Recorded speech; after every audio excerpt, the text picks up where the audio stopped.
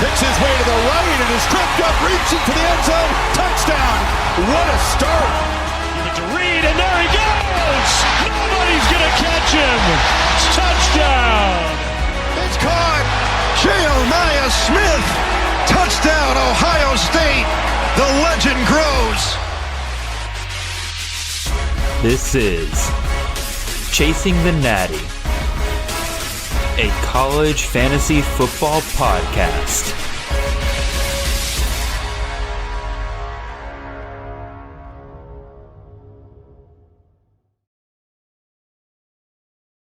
All right, welcome in everyone. It is Sunday night, so you guys know what that means. It is time to do ourselves a live college fantasy draft. My name is Jared Palmgren. I am the host of this live stream. I am the host of the Chasing Natty show here on YouTube, on your podcast streams, and all of that. We are the top place to get college fantasy news on these platforms. Again, we are back here another time here to do another draft. I'm repeating myself now, and I'm losing the plot so quickly here. Appreciate all of you guys tuning in tonight. This is one of my favorite things I do every single week during the off season. It is a time for us to chill. It is a time for us to draft, and a time for you guys to talk to us. Again, we're going to discuss college fantasy tonight, but before we get too far into that, I want to make sure that you guys know about our awesome stuff over at campusdecanton.com. We got tools, content, rankings, pretty much everything you need to succeed for CFF, Devy, C2C leagues. In fact, right now, if you want to, you can subscribe yearly with a 10% off code of Natty, Natty. And yeah, with all that out of the way, this is the worst start to one of these streams I've had in such a long time. So everybody out there, please forgive me. I'm just off my game tonight. Joining us tonight is a guy who probably is way more prepared than I am at this moment to speak, and that is Mr. Steve Bulanda over from Rotowire CFB. Steve, welcome to the show, man. You are here to get some real good practice for the Kings Classic draft next week. How are you doing? And yeah, I'm gonna stop talking and let you take over here, Steve. Yes. And I'm gonna reset. Good. Yeah, I'm happy to be here. I've been grinding away for not quite as long as you have, I'm sure, but at least for the past few weeks, I've been like 100% in on college fantasy. At Rotowire, I do dabble in a few other sports too to keep me busy all year long, but college fantasy is definitely one of my biggest passions, and still feel like I'm catching up, and you probably will see some of that as we go live here, but yeah, I'm feeling good about drafting and getting ready for the Expo next week and the Kings Classic. Yeah, I'm looking forward to that Kings Classic draft. So speaking of which, everybody out there, if you're wondering about whether or not we will be having that next week, we'll be having that, but we will not be having one of our weekly live drafts next week, as I will be at that time driving back from Ohio. As much as I would love to draft and drive and all of that, there are these things called road safety laws that I must, adhere to. And so we won't be having a live draft stream next week, although we will have another one in 2 weeks with Joe DeSalvo from the CFF side. So that's going to be a ton of fun. So look forward to that. Chef asks, will that draft be live? Yes, the Kings Classic draft will be live, not here on Chasing the Natty. It will be live on the Rookie Big Board YouTube channel. They do it over there every single year.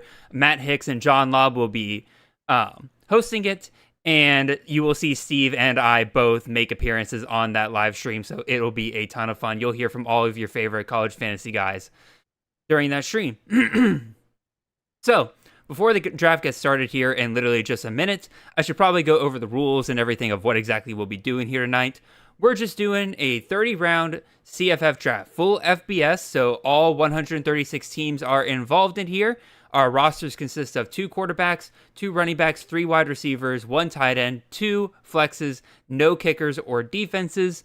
Scoring is 4-point passing touchdowns and 1-point PPR. And I think that's all you guys need to know. Steve, do you have any more questions before we get into this draft? No, ready to roll. Ready to roll. Let's get on over to it. Let's throw the stream or the draft page up on the stream here. I clicked the wrong thing. We're going to try that one more time. There we go. Alrighty. So Steve, The draft literally just started. Wow, I timed that so perfectly. That might be the only time ever I can time that perfectly like that. So, Steve, you're at the 1-6. I'm at the 1-10, I believe. So, what are you looking for there at the 1-6? Uh, I'm going running back. Whoever my favorite running back is that's available at the moment. I'm just gonna go that way. I want to get my running backs early and feel good about that position. I mean, that's definitely the strategy that most people are going with. I usually try to get out of my first 4 rounds with at least three running backs out of those picks. Obviously, if a value falls to me at like quarterback, say like Cade Klubnik or Lenore Sellers is still there in the 3rd round, then yeah, I'll probably take one of those guys, even if I, don't take a 4th running back with my 4th pick, or excuse me, even if I don't take a 3rd running back then with my 4th pick, or say if I already had a wide receiver and such. But yeah, I'm definitely. I told you, Steve, before we started. The moment you say what you're aiming for, that's all who's going to come off. And you said running back, 4 running backs off the board. You're now on the clock. Who are you going with here? I'm going with Hankerson.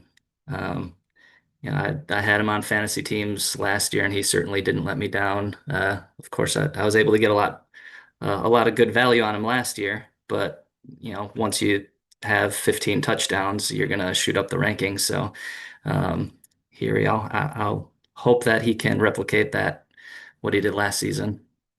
All right, we're going to see if I'm going to get lucky here or not. As all the guys I want are coming off the board here. And as I mentioned, I usually try to go running back early, but I barely have gotten a lot of shares of Jordan Tyson this year, and he's fallen later in this draft, so I'm just going to scoop him up here at the 110. So,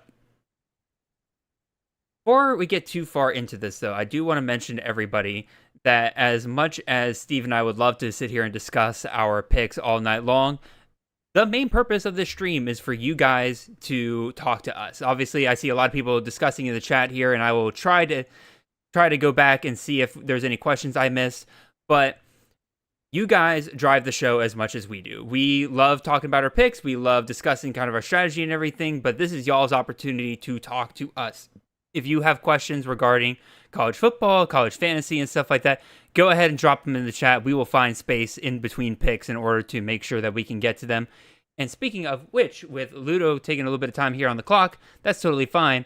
Let's see if we can find our first question here. And it does come to us from Robert Flores. Says, could Makai Lemon finish top 5 at wide receiver? Is USC good enough to support him? Will Lane take a lot of red zone target, or will Jacoby Lane take a lot of red zone targets from him? And I'll go ahead and give my answer for that. And I will say that I think Makai Lemon has the highest ceiling of any Lincoln Riley wide receiver that we've seen in quite some time. And I will also say that that ceiling does not include top 5 outcomes. I think Makai Lemon feels like a guy that you're drafting as part of the Lincoln Riley offense, which we know is going to be good year after year for the most part. Whether it's, Jaden Mayava doing it the whole year, or they bring in Longstreet to kind of right the ship there.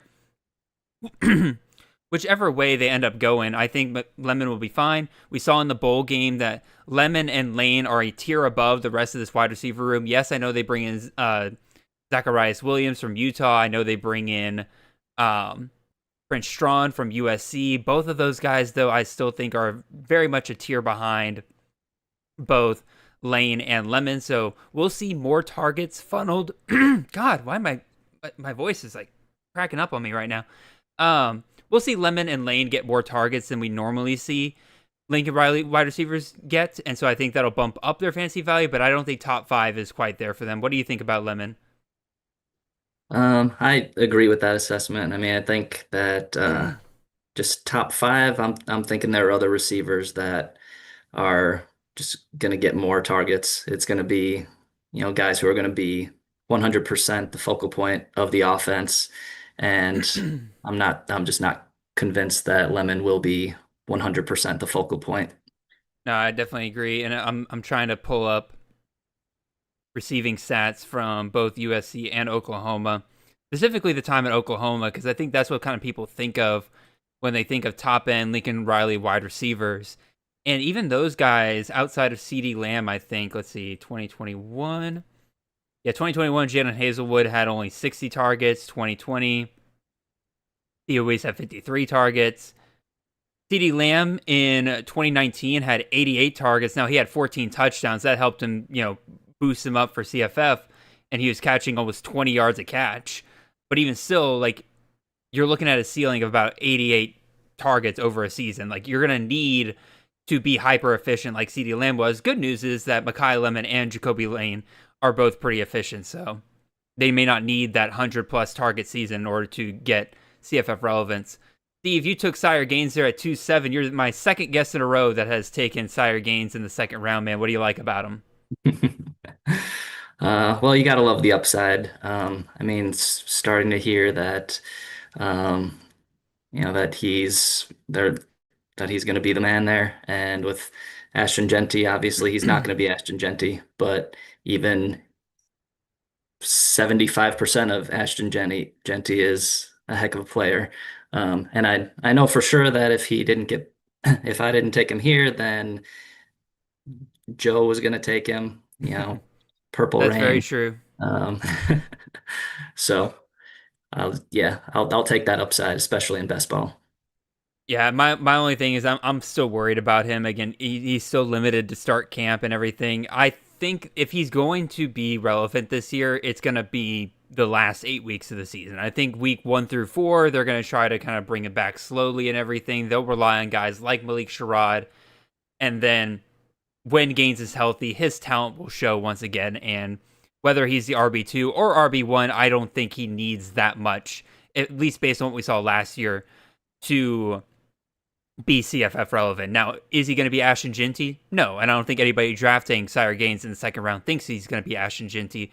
But if you can get 60% of Ashton Genty, you're still looking at a really, really solid running back for CFF.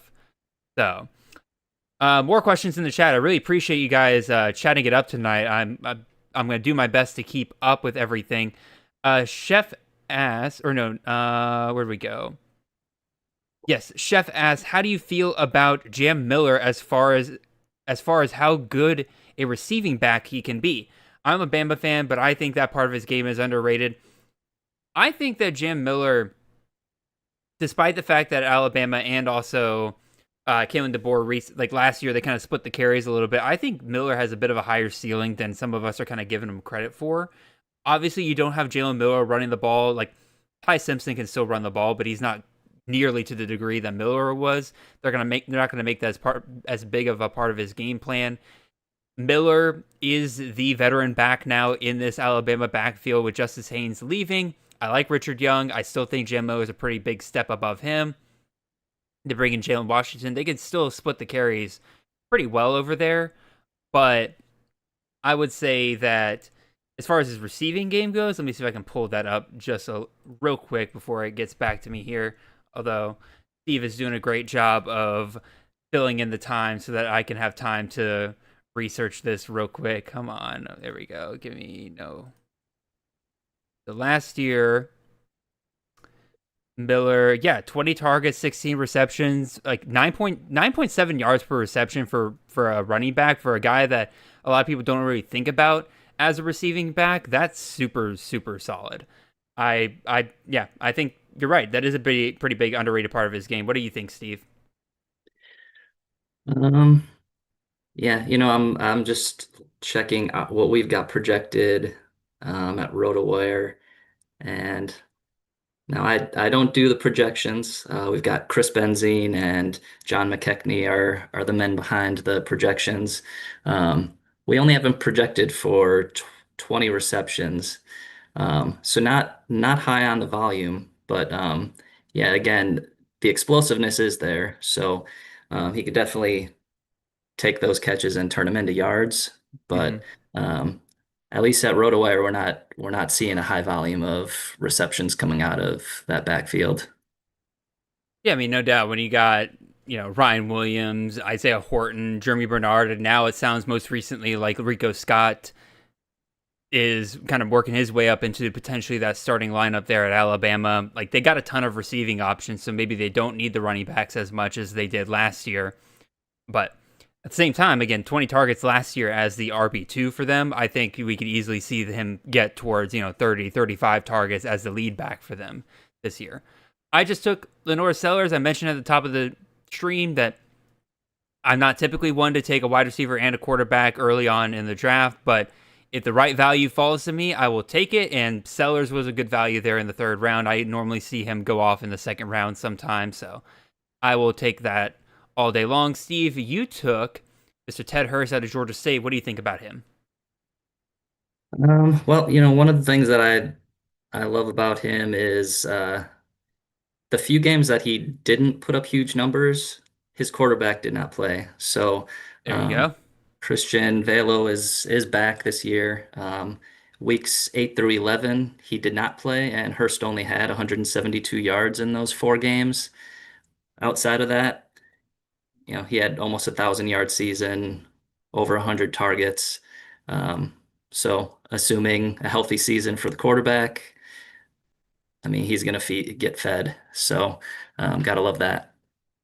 All right, I'm going to take another value pick here. I haven't seen Jonah Coleman fall to the fourth round in quite some time, and I will take that shot there. I normally actually do have one or two running backs ahead of him in my queue right now, but haven't gotten a ton of shares of him. And so, and Debbie Warehouse immediately takes his counterpart there in Damon Williams. So we'll see who's right in terms of getting that elite production there on the ground for Washington. Steve, you're back up on the clock. What are you looking at here? You got 2 running backs, 1 wide receiver. Are you going to keep loading up on one position, or?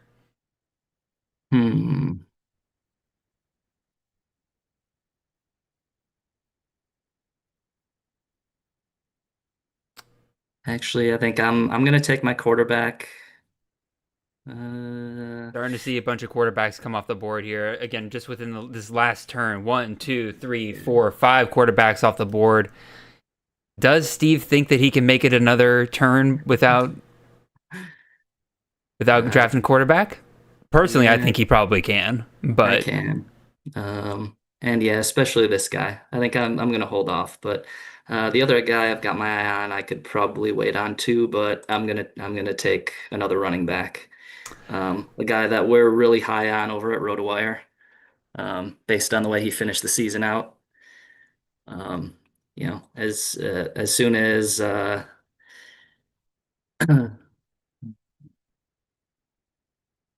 hang on a second here.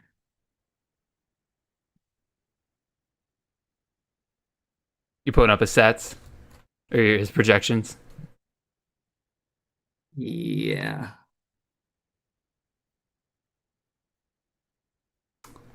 While you're checking up on that, I'll see if I can find a question here to answer real quick. Jack Bivens says, "What's the ideal strategy for the 2-3 turn when picking at the top of the draft?"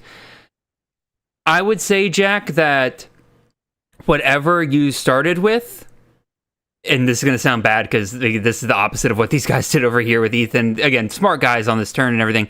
I would say whatever you started with, whether it's running back or wide receiver, take at least one of the other position on this back end, because you're going to have to wait a whole long time before it comes back to you again, and you can absolutely miss out on the top tier of either of those positions. So if I was like DeBond here, right, and I took Jeremiah Smith, I would take at least one running back with the 2-12 and 3-1. If I was Ethan here, I took Desmond Reed, I'd get myself at least one wide receiver here to go along with another running back. Now, again, I typically would probably go one running back and then another running back between my next 2 picks here.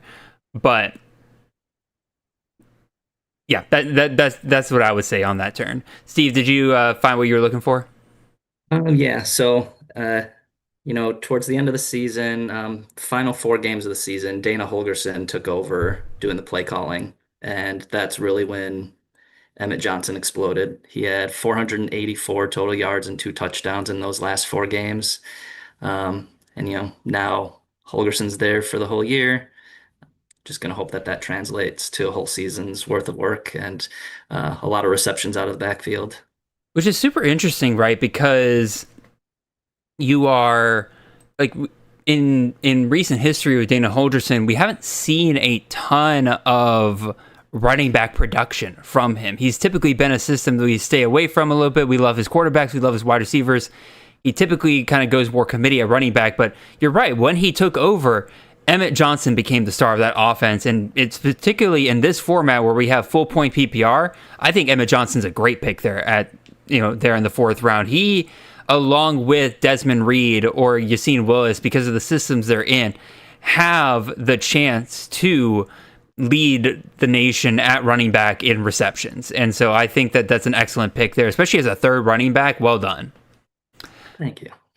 So, let's see. Frog Fan, is late round 3, early round 4 too early to draft Parker Navarro in a 2-quarterback, 6-point passing touchdown league?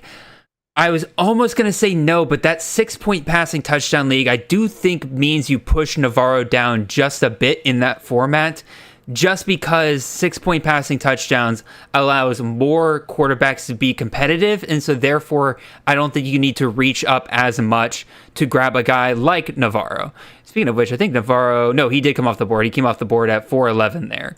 So already his ADP kind of has him dropping a little bit. I was just pulling up the ADP just so I could see exactly where he's been going. Navarro has been going 412 recently. So 3-4 turn, probably a little early for Navarro, but also if you're on the 3-4 turn and you want Navarro, you have to take him on that 3 turn because he's probably not making it back to you. Or on the 3-4 turn. Yeah. Late round 3, early round 4. Yeah, so your next pick, if you have an early round 4 pick, would be late 5th. Navarro's not making it back to you there, so if you want him, you have to take him there at that 4-1. Yes, is that technically reaching a little bit? Yeah, but you kind of have to do that if you're on the turn. So, speaking of picks, I'm almost on the board here. Steve, you took McCowan there. Was that the guy that you were thinking, I can wait around on this guy? Yeah, that's right. Heck yeah. I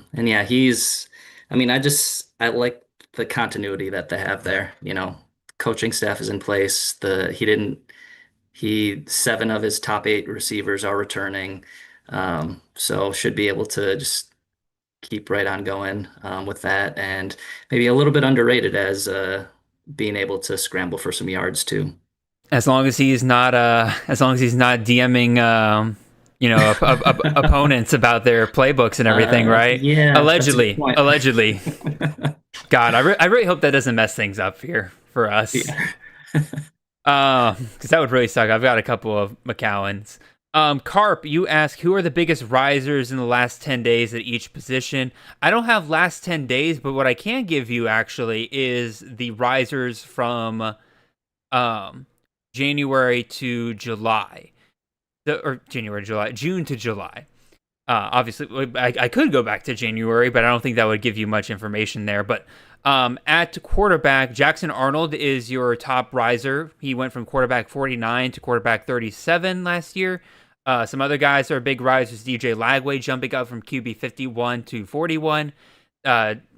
Bishop Davenport out of South Alabama jumped up from QB 67 to QB 58.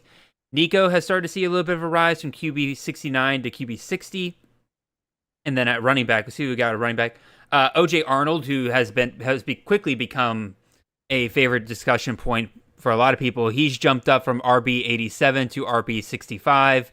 Elijah Green out of Sam Houston has jumped up a little bit, going from RB 94 to RB 77. I am on the clock, so let me go ahead and take my boy Chris Bell.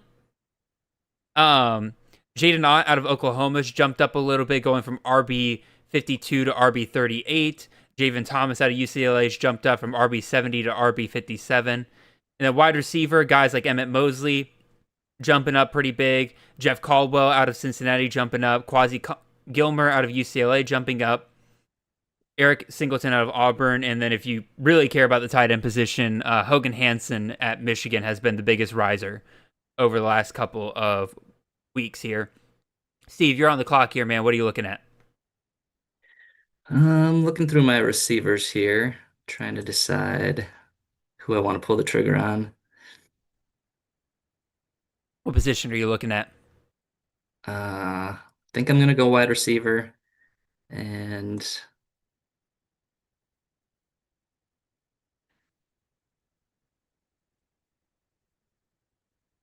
What are you thinking in your head, man? Probably going to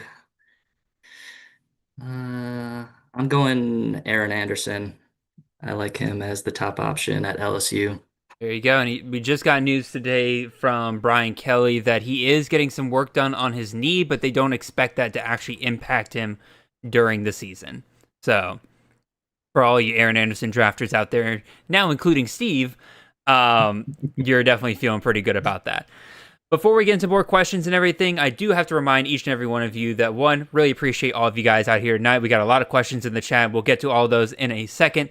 But for us providing this service, for us coming out here, answering all of y'all's questions, and providing you this wonderful entertainment here on a Sunday night, I only ask one thing of you, and that is to like this stream. Helps us out a ton, and it really gets us in front of the eyes of people who might be interested in this kind of stuff. So if you have not done so already, would really appreciate it. There we go. I see the like number hopping up already, so please go ahead and do so.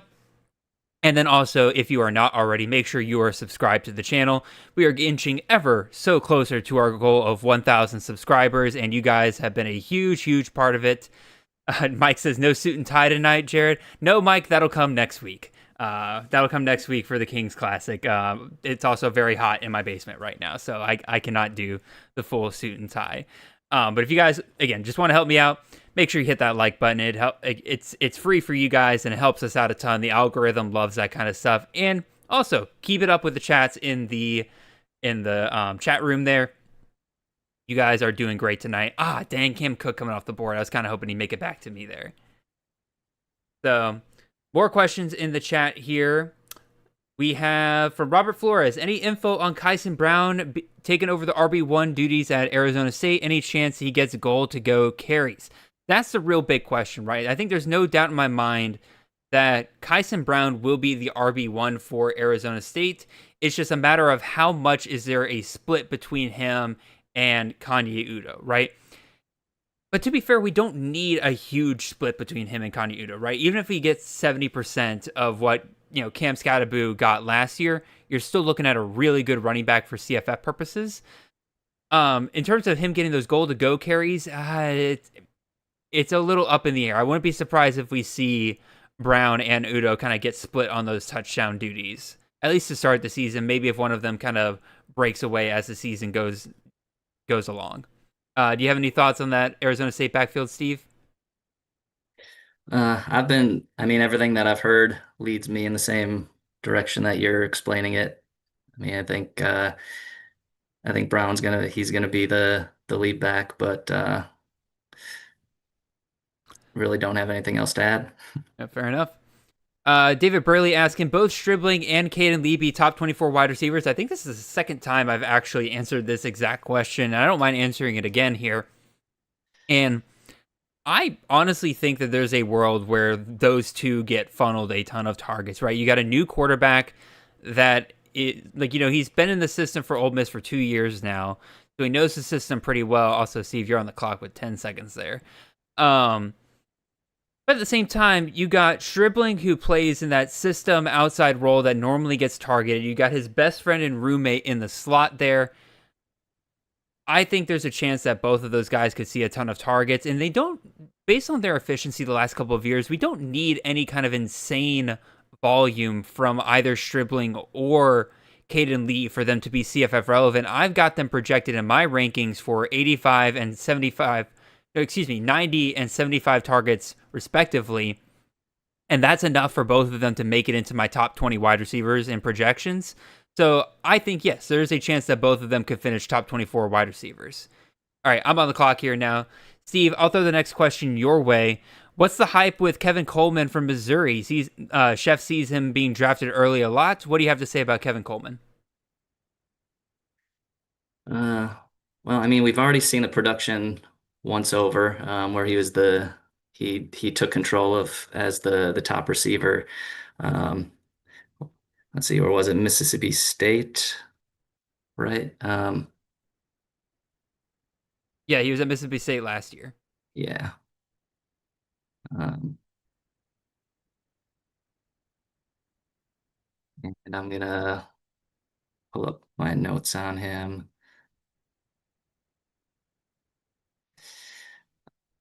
So I mean, so first of all, yeah, he had the numbers at Mississippi State.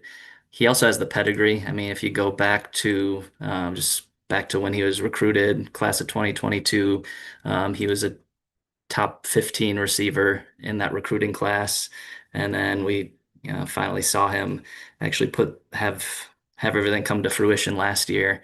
Um, the competition at Missouri, I don't know, I feel good about him taking control of the top receiver spot there as well.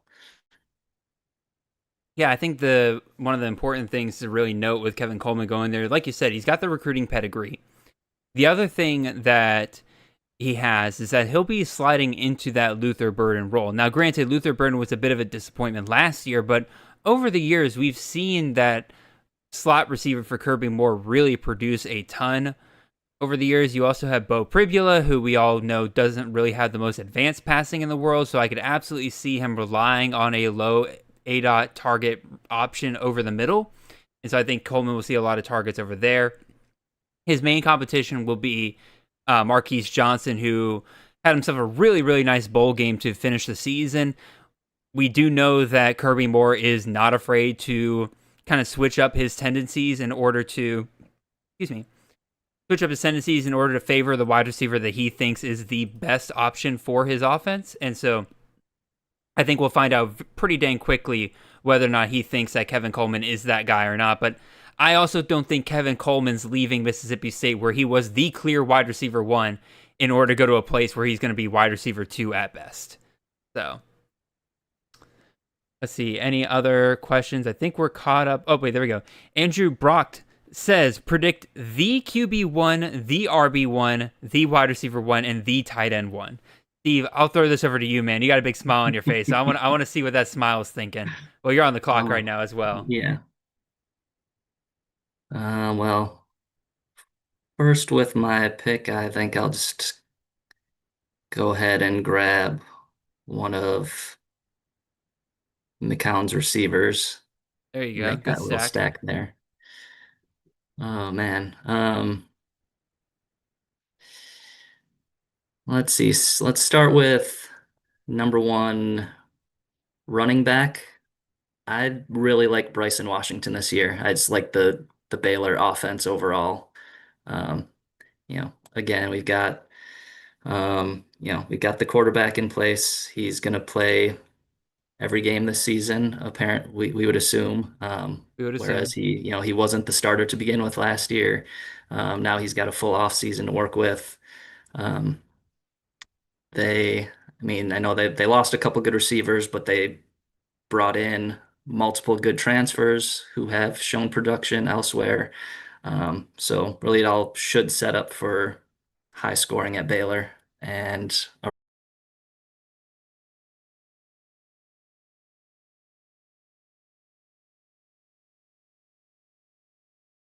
all right. Can y'all hear me?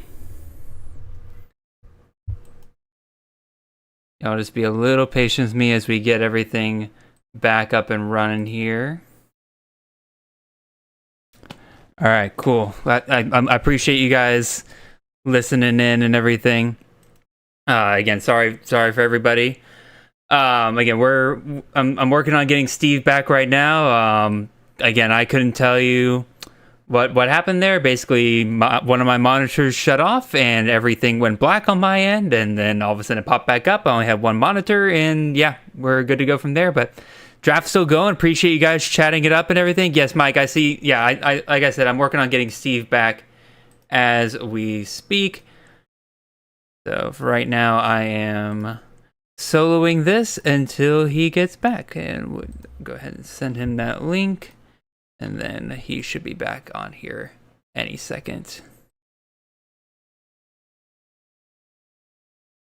There we go. New link. All right. Appreciate you guys being patient with us tonight. Crazy. At least Steve is still making his picks. Everybody's making their picks. So, and all right. Cool. I'm going to run back through the chat and everything, see if there's anything I missed in terms of you guys asking questions. Oh, we never got to finish the actual discussion we were having before. Here we go. Steve is back. Steve is back, right? Well, I thought he was back. I admitted him. There we go. Steve, we're back. We made it. We made it through all the technical difficulties, and everybody, wow, the viewership came right back. So really appreciate you guys, and again, hit that like button. Hopefully the like button is what broke things last time. Anyway, Steve, to continue talking about our the wide receiver one, the running back one, the QB one, and everything. You had said running back one, you had Bryson Washington. Who's your wide receiver one? Who do you think is the wide receiver one?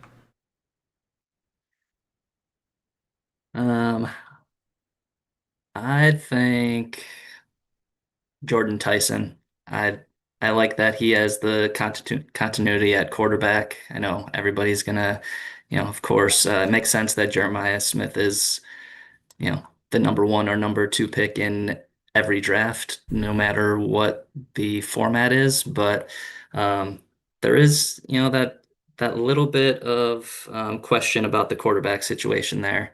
So I just, definitely have the preference for the receiver who has that chemistry that we know with the quarterback. I find this question interesting because it kind of raises the question of it's not who do you have ranked as your wide receiver one, because who you have ranked as your wide receiver one is not necessarily always the guy you think is going to be the wide receiver one, right? Because again, like you said, there's some safety in there, right? A lot of people draft Jeremiah Smith because he's a very safe prospect to go after, right? You know he's going to finish with about 900 to 1,000 yards in the season, no matter who's throwing in the ball, because dude's just uber talented, right? Like that. I'm kind of in the same mindset. If I'm going to name a guy that I think is wide receiver one at the end of the year, it's going to be a guy who has continuity with his quarterback from the previous season. And that's why I'll name Eric McAllister as the guy I think will end up as the wide receiver one. Running back, again, considering that, the premise of this question feels like that, I can't say Desmond Reed, although I do think Desmond Reed probably finishes as RB1. I would say among the rest of the guys here, especially in the top end range, Dylan Edwards has a shot to finish RB1 just because of his skill set and his receiving game. I would also keep an eye on Damon Claiborne, mostly because, again, he's been regarded very much as a safe floor play, but we did just hear Jake Dickert say that, if his body can handle it, they'll give him 40 carries a game, which again, I don't expect to actually happen, but it does tell me a lot about how they view him and his role in this offense, and that it is quite possibly an even bigger role than what he got last year. And if that's the case, dude absolutely could have RB1 outcome within his range. What about QB1, Steve? Who will end up as the QB1?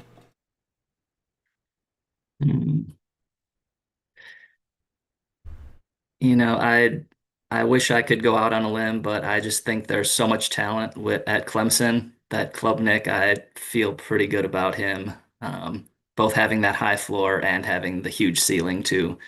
There's just so much wide receiver talent. They're all back for another year. And I mean, I think they're going to be the cream of the crop in the ACC.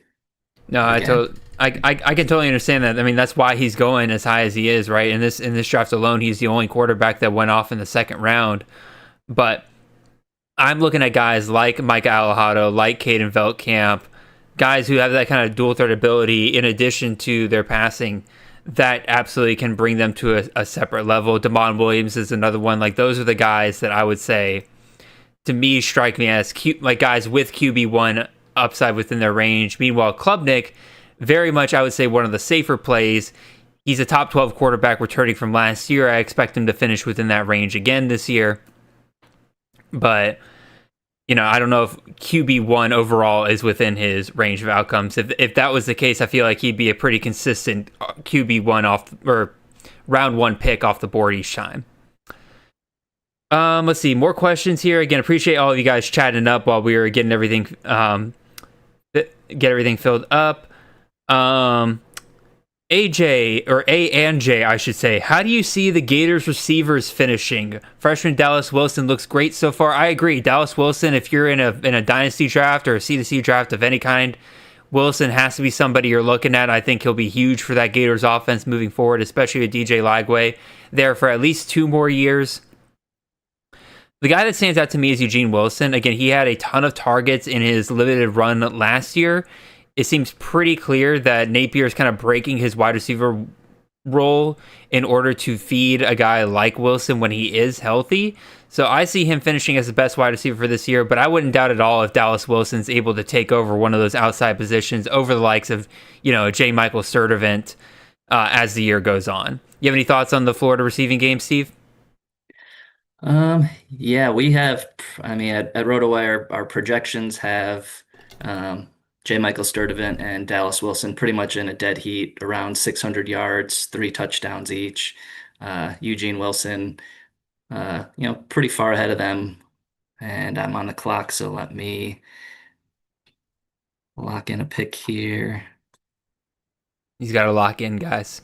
You can see it with how intently he is staring at the screen right now.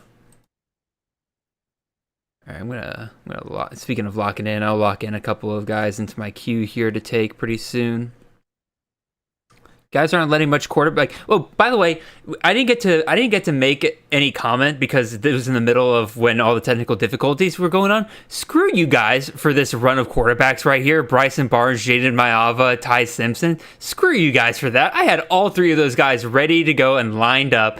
And then I had to auto pick Malik Sherrod because of that. Man, I was so excited to grab one of those guys, and you guys wouldn't let me have none of that. All right, Steve, you took Carlos Hernandez. What do you like there? Or, well, continue your thoughts about the Florida Gator receivers first. Okay. Eugene Wilson, we've got him projected for 824 and 6 touchdowns. We've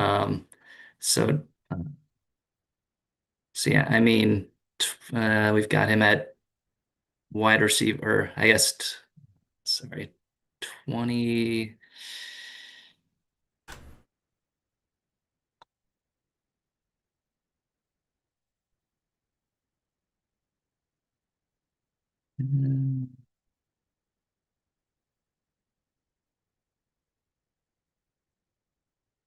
Yeah, so we've got him at wide receiver 24 overall.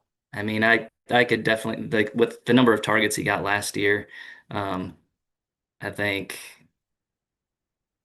we might even have him projected a little bit lower than I would go. I think 1,000 yards is in the realm of possibility, but you never want to go too crazy with the projections, of course.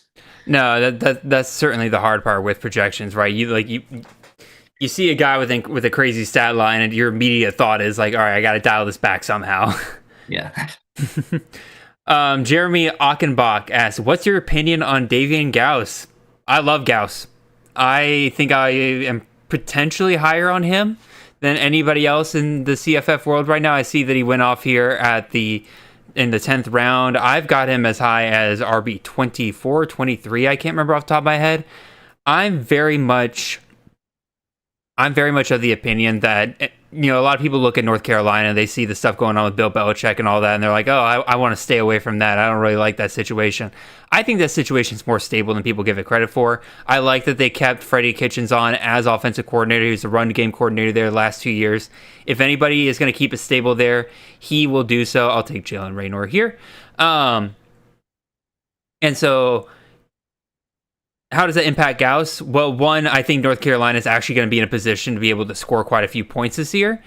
And 2, I think that he's really well set up to be the clear RB1 there. Yes, they bring in Benjamin Hall from Michigan, but as a lot of the Michigan people in the chat can tell you, he didn't really do a ton, at least on the field for Michigan. Oh, Tiger Bob, if you're listening, buddy, we can switch out the Joey Hobart pick. He should not really be in the player pool at this point. He graduated last year. Anyway, continuing my thoughts on Davian Gauss here. He entered the portal for a brief time earlier this offseason once, Mac Brown announced that he was retiring, and that staff managed to bring Gauss back into the fold in some way. I have a sneaking suspicion a lot of that had to do with the fact that they told him, hey, we'll make you our RB1 for this year. I don't know if they'll give him Amarian Hampton levels of RB1, but I don't need that. I need about 70-75% of what Amarian Hampton had last year, and I'm still looking at a top 24 running back for CFF. So, yeah, Jeremy, I love Davian Gauss. Steve, you're picking right now, but after you make that pick, what are your thoughts on Davian Gauss? Uh, yeah, actually, I'm looking back at where he was drafted, and I wish I would have picked him in the 10th round instead. I mean, I went with Telly Johnson. I mean, I love what Northern Illinois does. I mean that they run the ball. Their running backs are gonna get a ton of carries.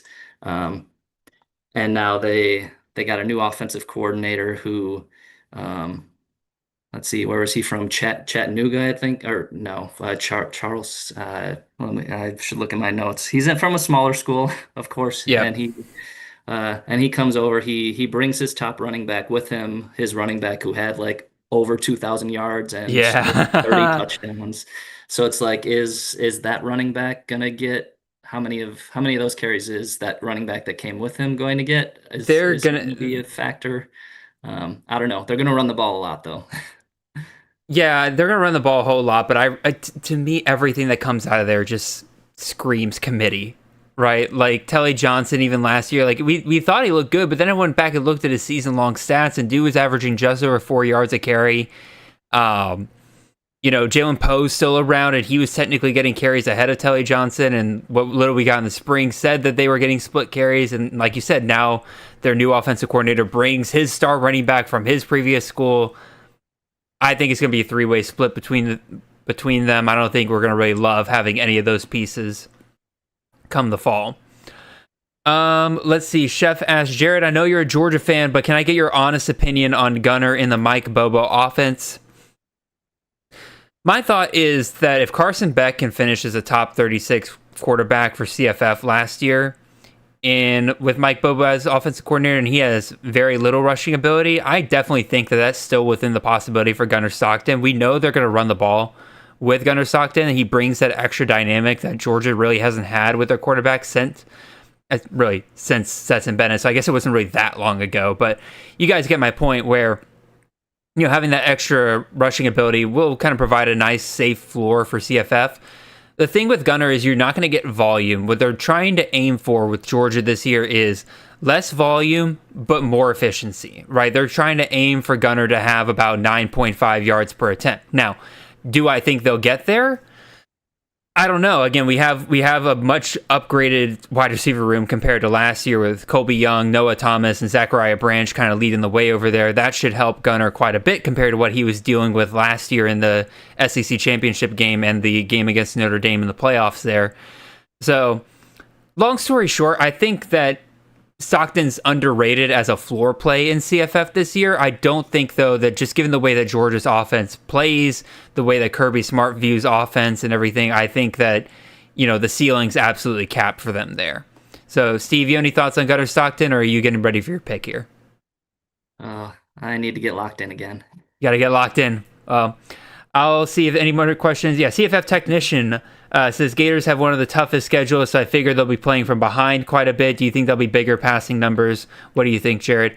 Yeah, I mean, makes sense, right? It absolutely is a place where you could see a lot more passing volume than we've seen from the Gators in the past. But also, as much as I make fun of Sunbelt Billy, I got to give him credit for how well his team performed with that tough schedule last year. I think they're not going to really be stuck in that game script as much as we think they are. That's a pretty solid unit. You got DJ Lagway back there, assuming health, obviously.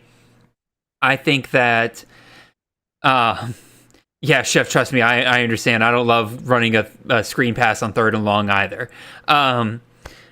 But back to the Gators receiving core, yeah, I mean, I do think there's going to be a lot of potential for them to be caught behind in games and those receivers to really shine. Again, assuming health all around between Eugene Wilson, DJ Lagway, all of them, because boy, they're stuck with who's their backup quarterback this year? Is it Hunter Bailey? Did Hunter Bailey transfer to Florida? I think he's their backup quarterback now. Yes, he is, because he's the one that threw Dallas Wilson like 10 receptions in their spring game.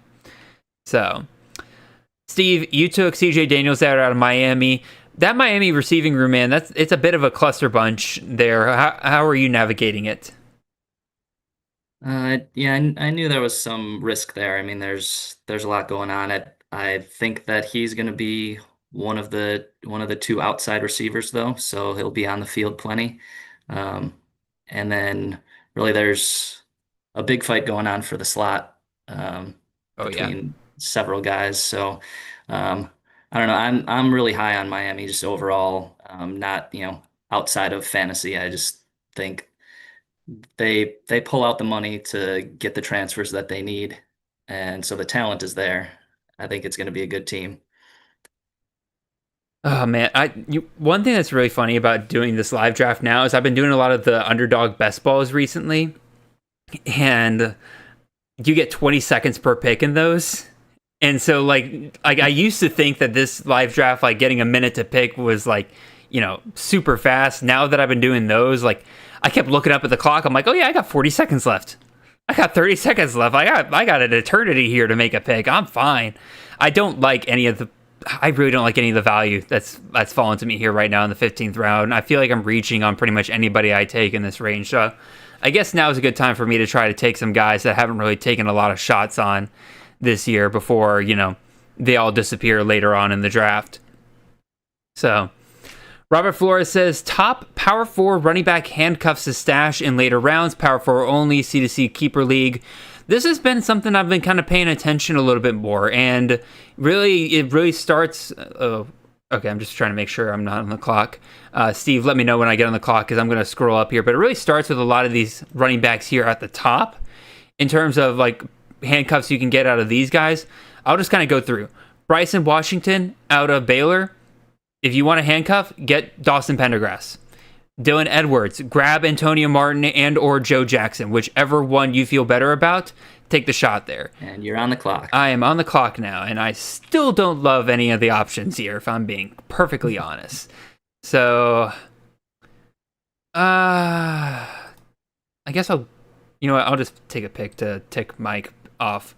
I'll take Hunter Watson here. I haven't gotten a lot of Hunter Watson this year. Anyway, back to the top here. Yeah, Dylan Edwards, Joe Jackson, Antonio Martin, whichever one you feel better about, I would take the shot on there. I personally would feel better about Joe Jackson, given that he has the experience within the system. Anthony Hankerson, Salahadin Allah is definitely a guy I would take a shot on there. Isaac Brown, Duke Watson is definitely a guy that I would handcuff there. Jeremiah Love, Jadarian Price could very well be a solid running back in his own right. Jaheim White, I don't know about that, but again, I'm really just running through the list here. Quentin Joyner, Jacoby Williams, that's a great backup right there. Sire Gaines, I took Malik Sherrod. If Sire Gaines goes down again, I think Malik Sherrod's your number one back there. Nicholas Singleton, Katron Allen. Now, again, some of these aren't really, late round handcuffs, but you get my point. Just look at the top guys that we think are going to be absolute beasts for CFF. A lot of it has to do with the system that they're in, and that means take the guy behind him. Yes, I made Mike mad. Sorry, Mike. You can't draft 100% Hunter Watson. Sorry, just not happening. All right, Steve, you took Braylon Russell there. What do you like about him? I like the one big game that he had last year when he actually got double-digit touches. Very nice. And now he's at the top of the depth chart. And if he can be half as good as he was in that one game where he got that many touchdowns and as many touches, then he'll be in good shape. My only thing with Braylon Russell is that there's a couple of things. So it sounds like I'm about to hate on your pick here, at the same time, like I drafted him as a freshman, so I see a lot of upside here. But here's the thing with Russell: he had 5 targets last year, very much not a receiving back, and unfortunately for Arkansas, I do expect them to be a team heavily impacted by game script. And so if Arkansas falls behind in certain games, I could see Russell getting game scripted out pretty quickly. Mike Washington, the transfer from Buffalo, who's been there for about a year now, along with Russell, he's getting a ton of hype in the spring. Apparently they clocked him at like 22 miles per hour or something like that. He's just an absolute freak athletically. And so, if Russell is inefficient like he was at times last year, I wouldn't be super shocked to see, Russell, get pulled and they go with Mike Washington instead. So that's a couple of my thoughts on Russell and everything. I've been taking him when he falls late in drafts, but for the most part, not really somebody I seek out. Well, you're back on the clock here, Steve. I monologue just long enough for you to make your next pick here. Let's see if you can make a pick that I like a little bit more. Because that's what you're supposed to do, Steve. You're supposed to make picks that I like. I've been watching all your streams to try to figure out who you like, so I get a good grade. But I dropped the ball there. Nah, it's all good. I like Russell. I see why people like him, but Yanni asks, or actually, I'll let you make your pick, and then we'll get to Yanni's question here. Eli Holstein, I do like that pick, especially since he's your quarterback 4. That's a fun pick right there. Yeah, I mean, early last season he was just so good, and both passing and running the ball. Didn't finish out as strong as anybody who picked him up partway through the season would have liked, but at least he showed that the potential's there. No, for sure. Again, him getting hurt mid-season definitely impacted him down the stretch. It didn't help. There was also that one game against Syracuse where Kyle Pitts was throwing picks like you wouldn't believe, and they're getting short fields and defensive touchdowns. I'll draft Justin Marshall here. So that just limited his upside there. And yeah, hopefully there's a bounce back season. It is kind of worrying that, again, it does sound like that he's really not taking the reins of that offense this offseason. Again, they didn't bring him to media days. And, you have a new quarterback there that has worked with Cade Bell in the past, the offensive coordinator there. So I am worried about there being a shorter leash for Holstein this year compared to last year. But at the same time, man, like, your 4th quarterback, a guy that has, 500, 600, 700 yards rushing upside, you got to take the chance. If he flames out, you got 5 other quarterbacks that you can work with. Dadgummit, Joe. I was kind of hoping I could wait a little longer on Elijah Green, but I guess those days are gone. Yanni, getting back to his question, Yanni asks, KC Concepcion, is he falling too far? He was drafted top 24 wide receiver last year. Yeah, and he disappointed the hell out of everybody. And now he goes to an offense that is not really made to feature one wide receiver. Again, his I'm back on the clock already. Dadgummit. Wait, just making sure before I do this that I'm not drafting 2 guys in the same week. Yep. I'll just hit 2 tight ends up here. I'll get Eli Stowers and shoot for upside with Luke Reynolds. Anyway, my projection for KC Concepcion was not pretty, like, at all. Between his inefficiency last year, between the system he's going to with Colin Klein there over at Texas A&M, formerly the offensive coordinator at Kansas State, that's just not a system that has ever really produced top-end wide receivers for CFF. My current projection for Kevin Concepcion is 53 receptions, 567 yards, and 5 touchdowns. Not only do I think that he's not falling too far, I'm not even sure that he's falling far enough, because I got him at wide receiver 152. So, Steve, I'm curious. I just mentioned my projections there. You're on the clock. But after you make your pick here, what does Rotowire have projected for KC Concepcion? Okay.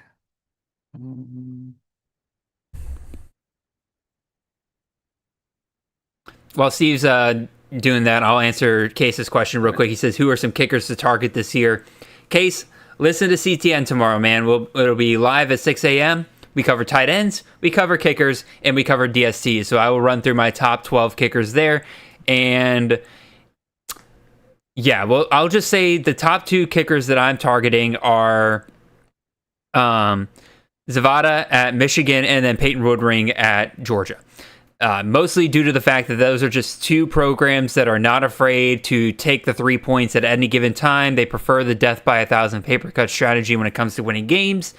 And so that means really good field goal kickers and a lot of field goal opportunities. So I would target those 2 guys, and then you'll see the rest of my top 12 there tomorrow. Do not ask me to go beyond the top 12. I kid you not. If there's a position that I give less thought to, it is kickers. There's not a position that I give less thought to than kickers, because mostly it's me just targeting offenses that I think will be good, and also I just happen to like the kicker and or the team. That's really as far as I go with kickers a lot of times. Mike says it perfectly. Michigan and Georgia, great for kickers, terrible for everything else in CFF. And again, that's exactly why. Because they don't love to, or not that they don't love to score touchdowns. I'm sure if they had the opportunity to score touchdowns every drive, they absolutely would. It's just that their coaching philosophy tells them, take the points.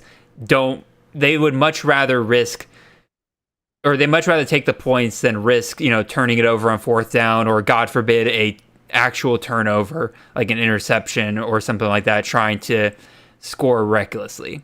So, Steve, you took Julio Farouk there at Maryland. What do you like about him? Also, did you ever look up Rotowire's projection for Casey Concepcion? Yeah, Concepcion, we've got him as the number 66 wide receiver,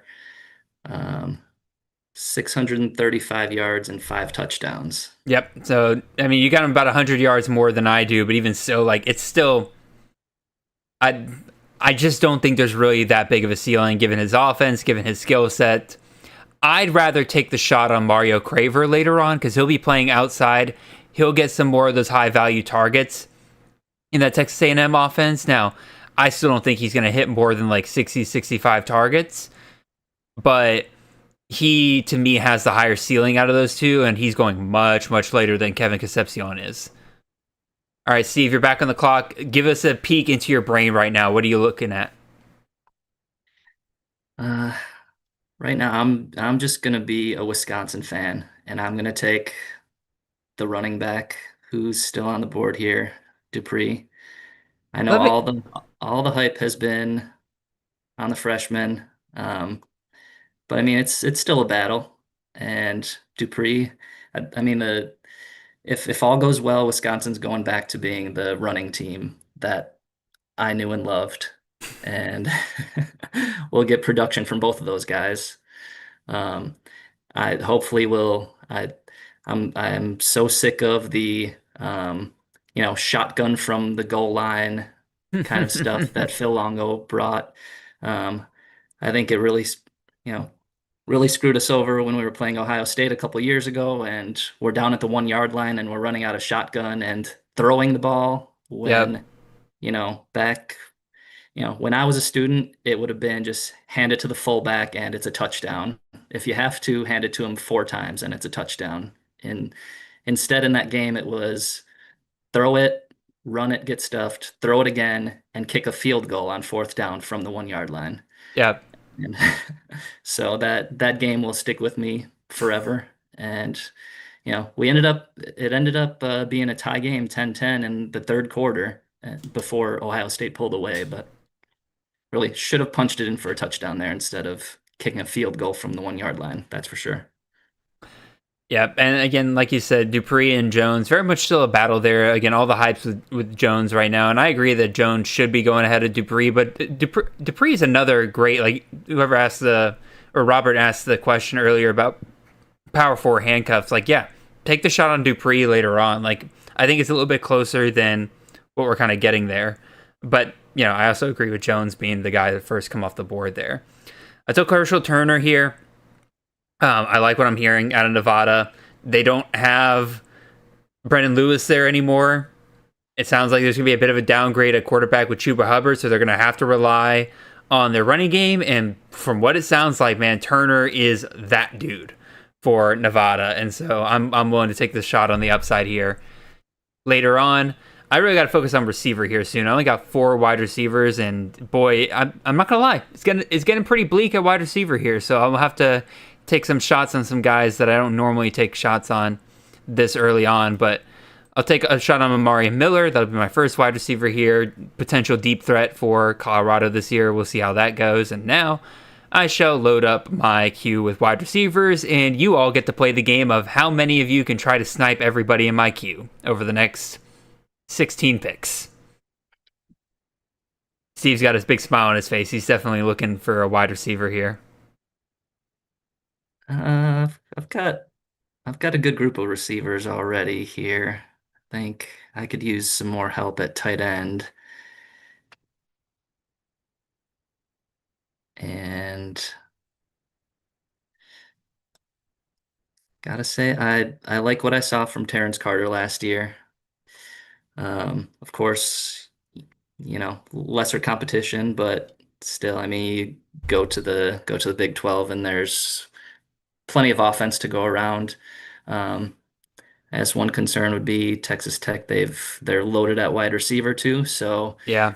how many targets is he actually going to get? Uh, hopefully he gets enough red zone targets to cash in on some touchdowns.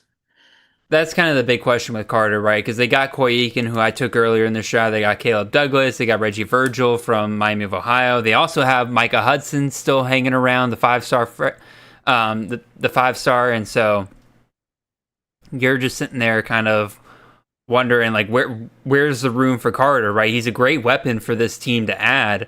But also, you look at at Matt Leftwich's use of the tight ends the last couple of years at Texas State, and boy, it's not super pretty. Now, granted, none of those guys I think were nearly as talented as Terrence Carter, so I think he can, beat the ceiling that those guys got. But at the same time, right, it's hard to ignore the fact that they got so many good wide receivers. There's not really much reason for them to lock in on a guy like Carter. But he's also that's your second tight end, and this is something I discussed with Kay on tomorrow's CTN episode, because we do discuss Carter. We discussed this kind of archetype of guys like Terrence Carter, Tradez Green. Let me see some of these other tight ends, like even Max Clare was another one that kind of came up in this conversation, where there are two types of tight ends that you can really shoot for in CFF. You can either shoot for guys that, Elliot, we'll talk about Justin's QB strategy here in a second.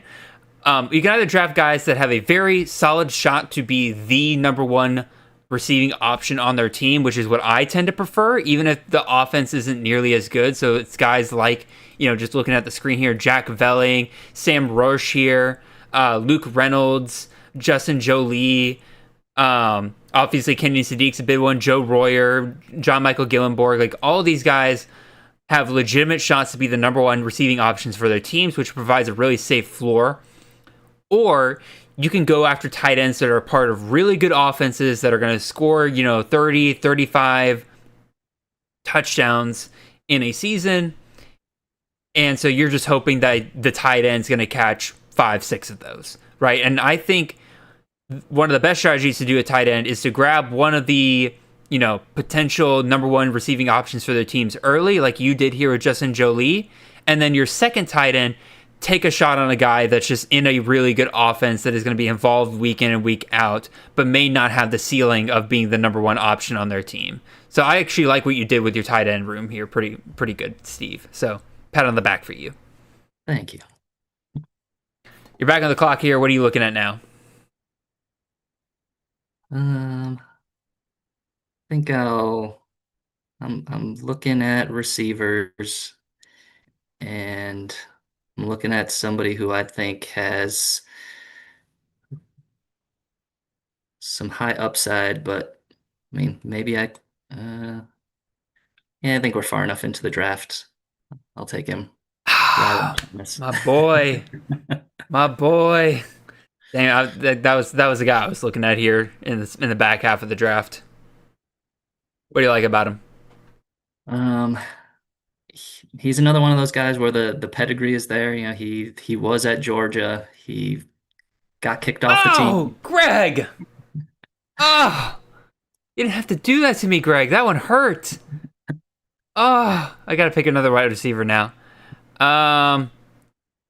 Let's go Deuce Robinson. I'll get you back, Greg. I'm getting you back. I know you like Deuce.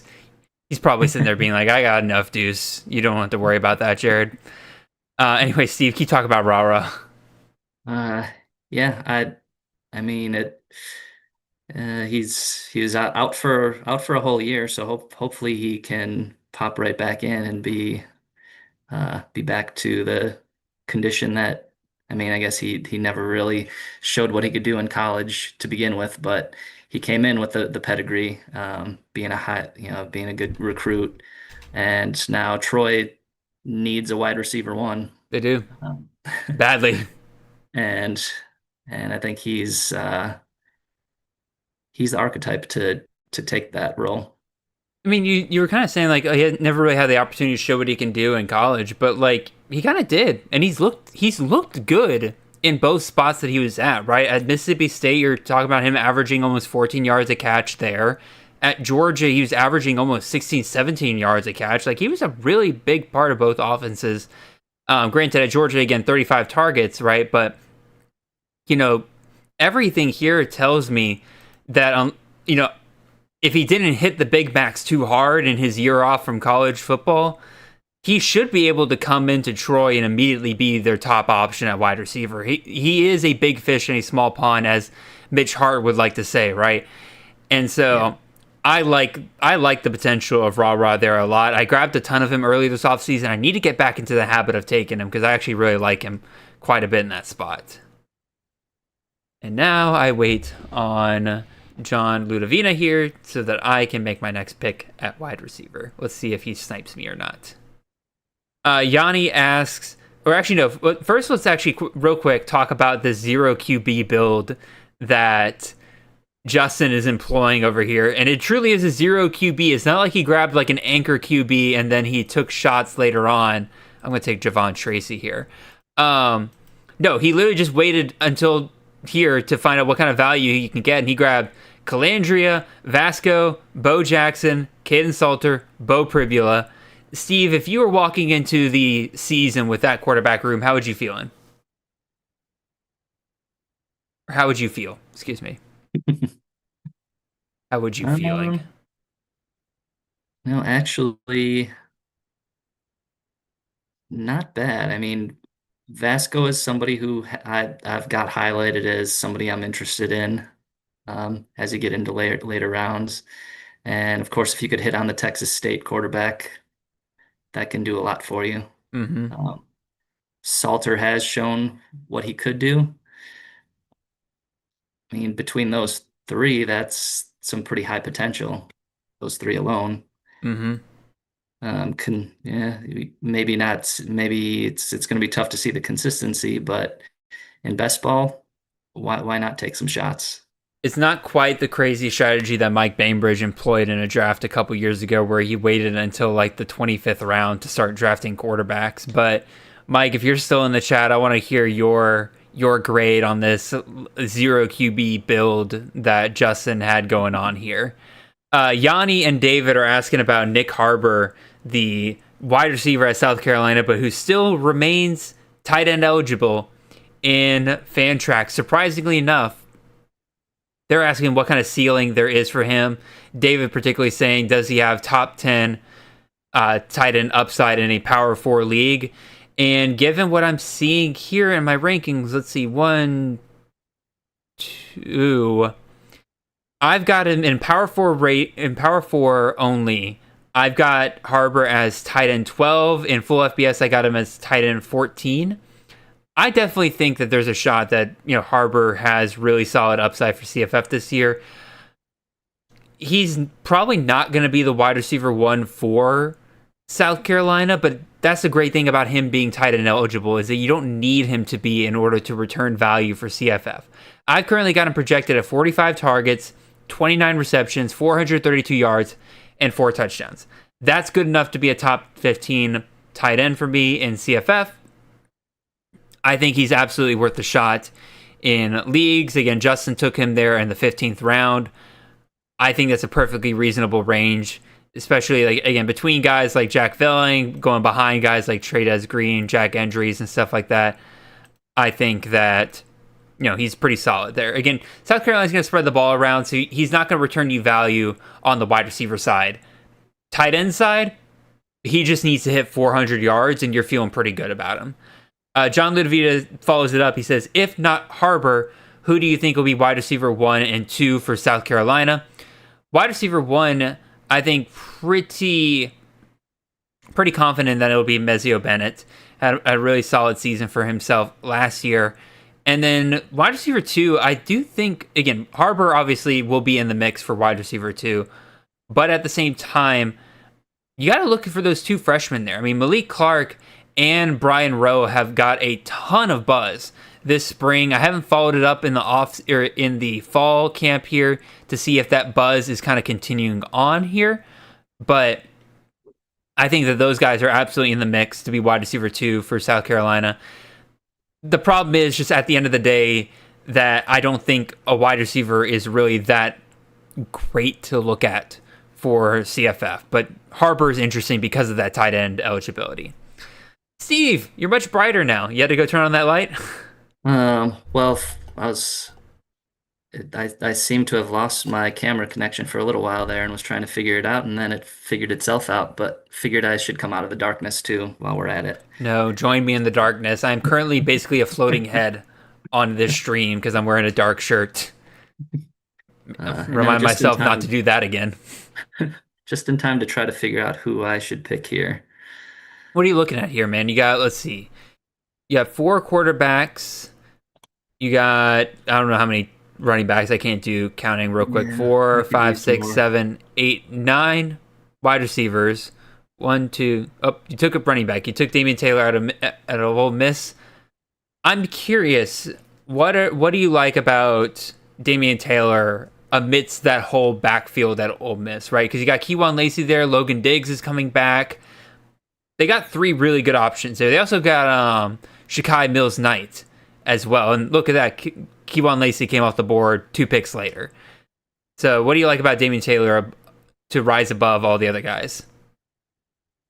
I just like what I saw last year. Of course, it's at a lower level though, easier competition. And I mean, I guess of course when you're Ole Miss, you're gonna get the best of the transfers anyway. So the competition's gonna be tough.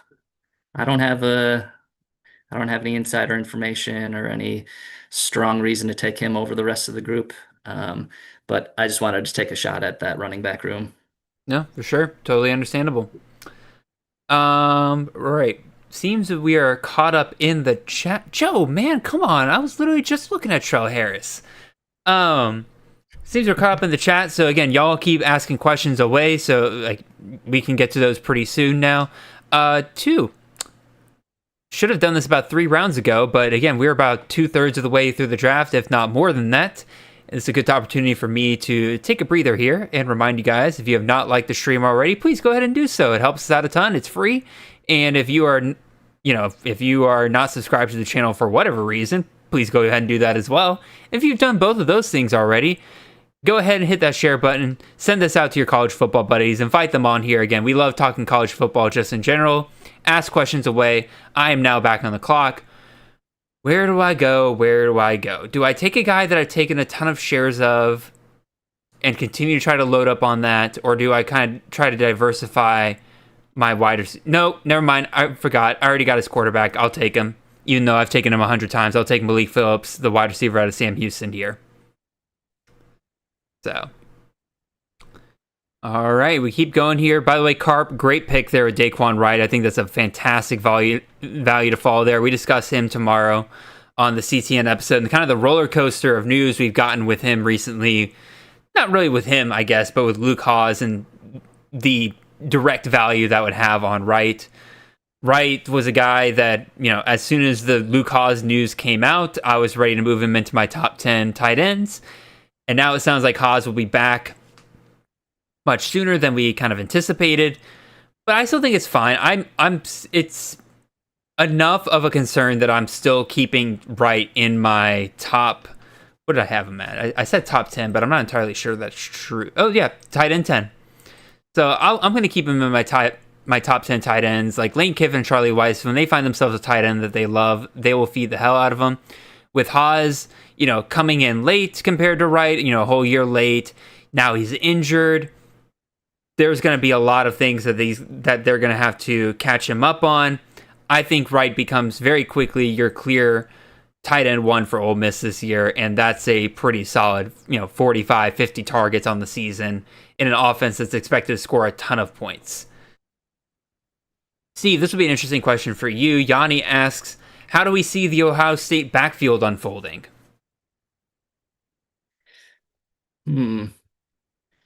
I think that Donaldson is worth a pick a little bit higher than he has been. I'm not so sure that Peoples is just going to run away with that job and control it. I mean, we've seen that it could be an offense that could sustain 2 running backs anyway.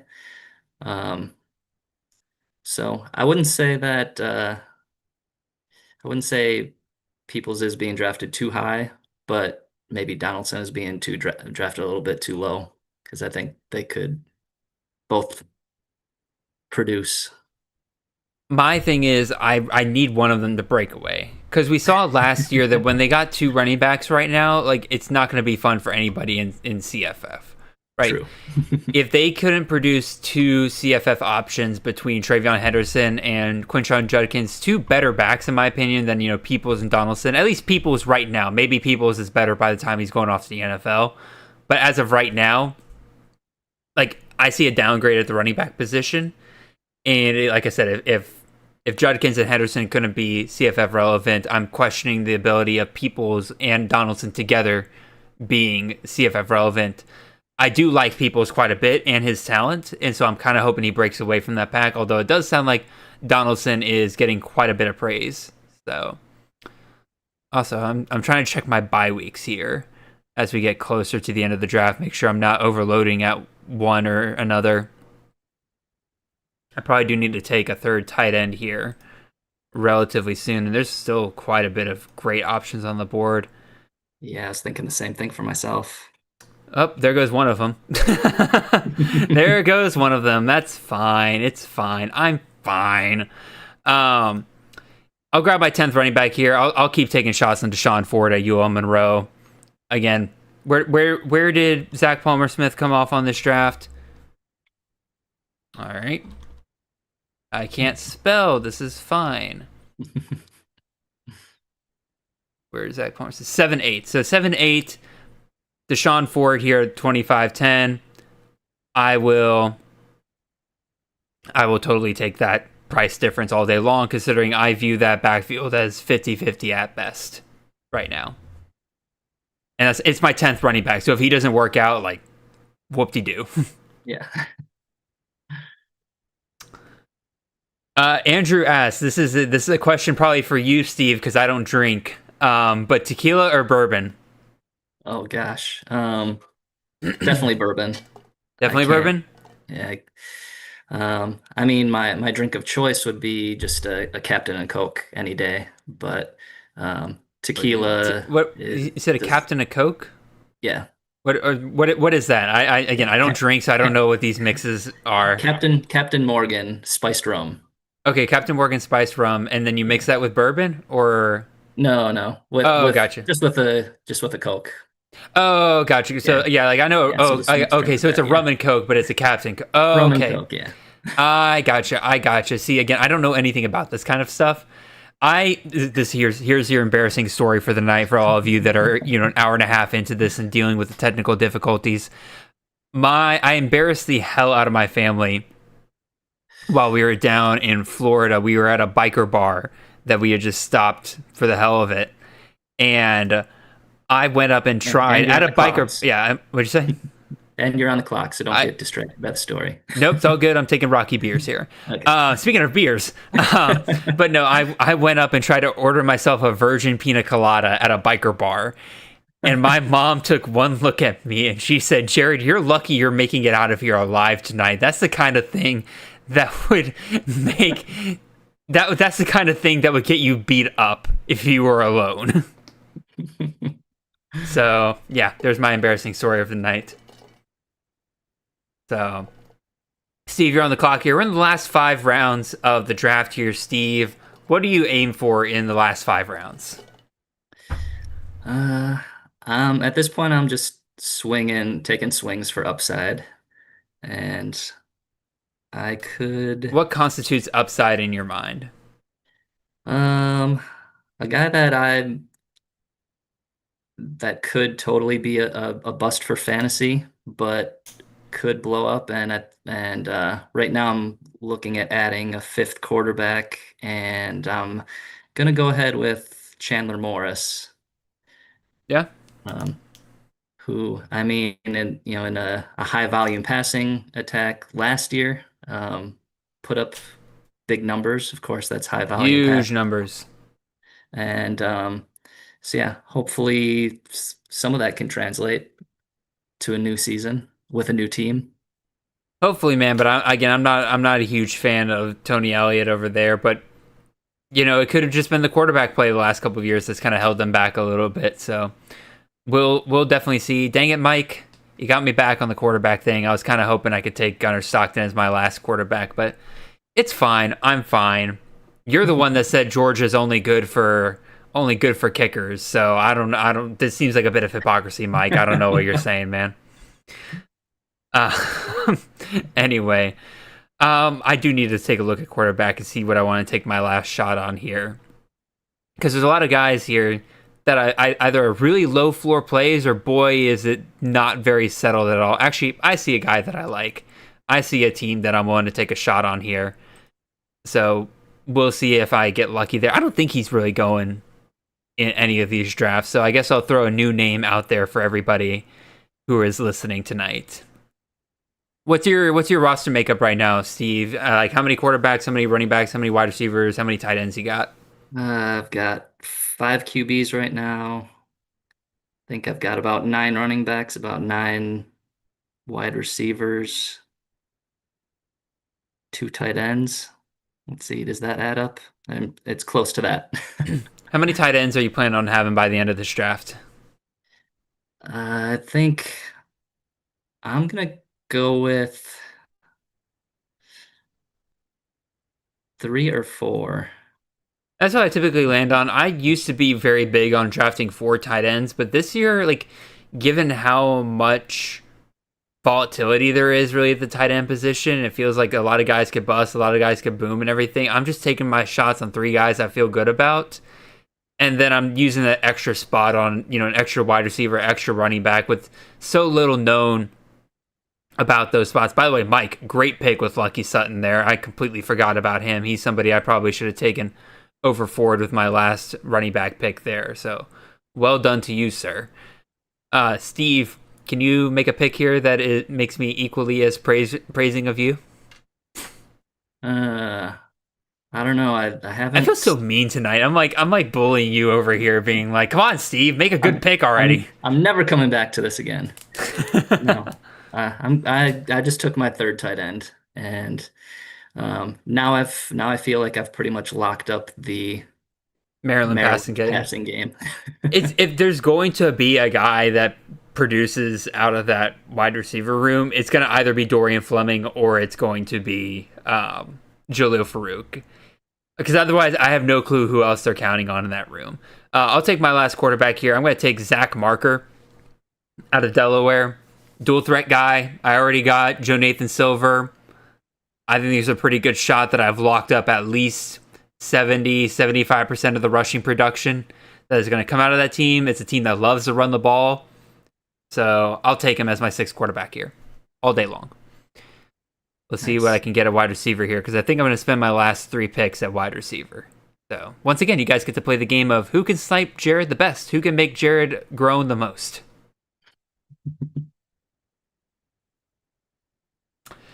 Frog fan asks, what's the floor and what is the ceiling with Easton Messer? I think the floor is basically what we got last year, right? Because last year, let me see if I can pull it up real quick.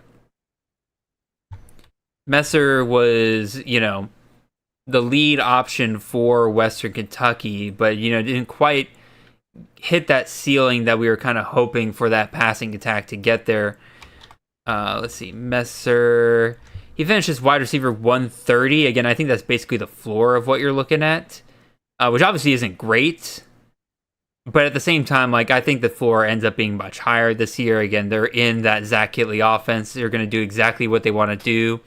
The ceiling is wide receiver 1. We've seen that with Zach Kittley already. I mean, Jarrett Stearns absolutely blew the doors off of college football in 2021, right? So that's the ceiling with Messer.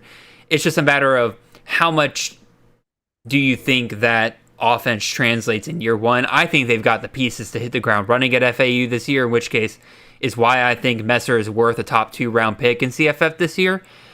But, the floor is that things just don't work out and none of those guys end up being nearly as productive as we want them to be. So, all right, I'm going to take I want to take a pick here, but there we go. I'll take my 100th Malachi Tony share at my wide receiver position. I'm really bad about the fact that, like, normally in these drafts, early on, you want to kind of lock in on a couple guys you feel really good about, and then diversify your later round picks. I'm really bad about diversifying my early round picks, and then kind of end up drafting the same guys over and over again in the later part of the drafts, which is both a good thing and a bad thing, right? Like, it's a good if you draft the right guys, it's fantastic, because then you've drafted the right guy in every single league, and it's gonna be a hit in all those leagues. But if they don't miss, boy, like, every single one of your teams is taking a hit. So Brett's asking, what's the latest on Tony? It sounds like he's hit the ground running in fall camp again, and it's, he's a stud once again. So I expect him to start, and I'm really hoping he inherits that Xavier Restrepo role here in year one. It's him and Tony Johnson out of Cincinnati? Yeah, Cincinnati, that are battling for that slot position there at Miami. If Tony really is neck and neck with him, a guy that's been in college football for several years, it's a matter of when, not if, he's the starting slot, I would say. Steve, you took Miller Moss there. How are you feeling about that? Well, I kind of feel like I'm talking out of both sides of my mouth here, because I think he's not one who's as much of a big swing as I said I was going for, but more of a good floor play. I mean, Louisville has a couple of receivers that we all like, and a good run game. I mean, it's gonna be a good solid offense all season long. But they're gonna they've got a pair of really good running backs too. So, how much volume will the passing attack be bringing? I'm not sure, but he's got the weapons there to stay pretty steady all season long, I think. Very much a safe floor quarterback, but also, like, I'm just not a big fan of Jeff Brom quarterbacks at this point. Like, Aiden O'Connell had one good year, but then otherwise they basically finished right around like QB 55, QB 60 every single year. And so it's like just high enough that you don't really want to cut them from your roster, because you feel like you're going to save 17, 18, 19 points out of them every single week. But at the same time, those weeks where they're hitting like 30, 35 fantasy points in a game, very few and far between. So, but also, again, that's your, sixth quarterback? That's my sixth. That provides some stability, especially with guys like Eli Holstein, Nico Marchiol, that those quarterback competitions could go south for you pretty quickly. Moss is pretty locked in as the starter for Louisville, so I think that'll provide you some stability there. Back on the clock, man, what do you got? Let's see. I could use another running back. And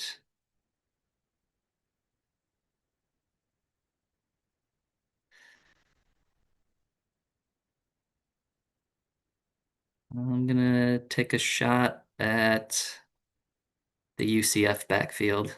There you go. Take Montgomery. Honestly, I like him better than Nixon. Yeah, we've got him projected higher as the top running back there at Rotowire as well. Very nice. So I'm going to trust in that. Also, shout out to, I'm on the clock here. Let's take, I have just a bunch of wide receivers in my queue now that I'm just going to pick two here. And one of which will be Sheldon Sampson. Hopefully he can kind of just be more talented than any wide receiver they've had in years. And, he just becomes the go-to target of a guy that he played with at LSU for a year there. So, by the way, shout out to Austin Smith, aka Headgear Insights, in the chat. They just wrapped up their own college fantasy draft tonight. They did so over on the CFB Red Zone YouTube channel, and they did their own live stream tonight. I hopped over there for a few minutes. They're a couple of really good guys. They had a ton of fun, so y'all go show them some support and let them know that you like them doing college fantasy stuff. So I'm always down to see more people join the college fantasy space, making content for this game. We all love it. Frog fan, we talked about Casey Concepcion a little bit earlier. Basically, my thought is I don't think he's going low enough in drafts. I think his ceiling is like 650 yards this year. And that's really it. Just based on the system, based on what he was able to do the last couple of years, I don't really trust Casey Concepcion at all. All right, I'm back on the clock. Steve, give me a number 1 through 5, because I got 5 wide receivers here, and I can only take one, and really I feel the same way about all of them. Number 3. All right, Camden Brown out of Georgia Southern it is. Top outside option, if you believe the latest G5 episode. If you believe the latest G5 Hive episode, Camden Brown will be the wide receiver 1 for Georgia Southern this year. Will that really amount to anything? We'll see.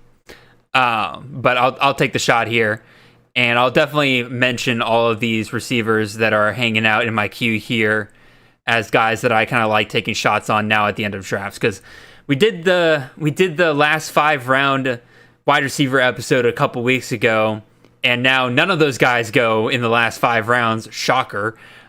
So now I got a whole new load of last 5 round wide receivers that I like to take shots on. So I'll mention all those guys here at the end. Steve, it's your last pick, man. What are you looking for? I've got another running back.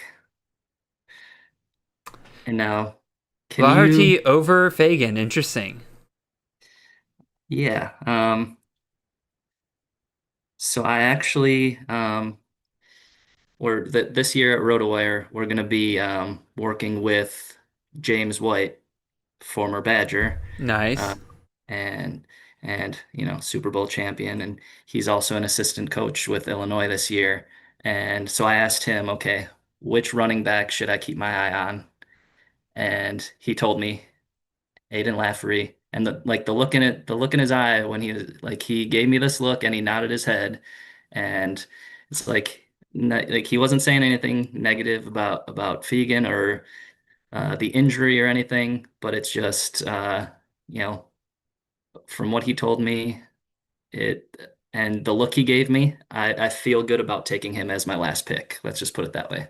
All righty, that's interesting information. I like that. Yeah. So, all right, we got a couple of last minute questions here, Steve. So I'll throw this first one over to you. Tennessee running backs: Deshaun Bishop, Peyton Lewis. Are either of them relevant? How are you navigating that Tennessee backfield this year? I have not selected either of them this year. I'm just not confident enough either way. I guess if I can get either of them, I'm trying to think of when I would pull the trigger. I'd probably lean towards Bishop, but I don't have really a really strong opinion either way. Haven't drafted either of them yet this year. I'm leaning towards Bishop. I've drafted him way more than Peyton Lewis, although, again, if you're a believer that it's truly a 50-50 battle between the two of them, yeah, take Peyton Lewis every single time. He goes later in most drafts. You just kind of look at what we had at the end of last year, right? Like, Bishop with 74 carries, Peyton Lewis with 64, although Lewis did play one less game there. I really think it's going to be a very split backfield between the two of them. Obviously, neither one of them will be getting to Dylan Sampson levels of production.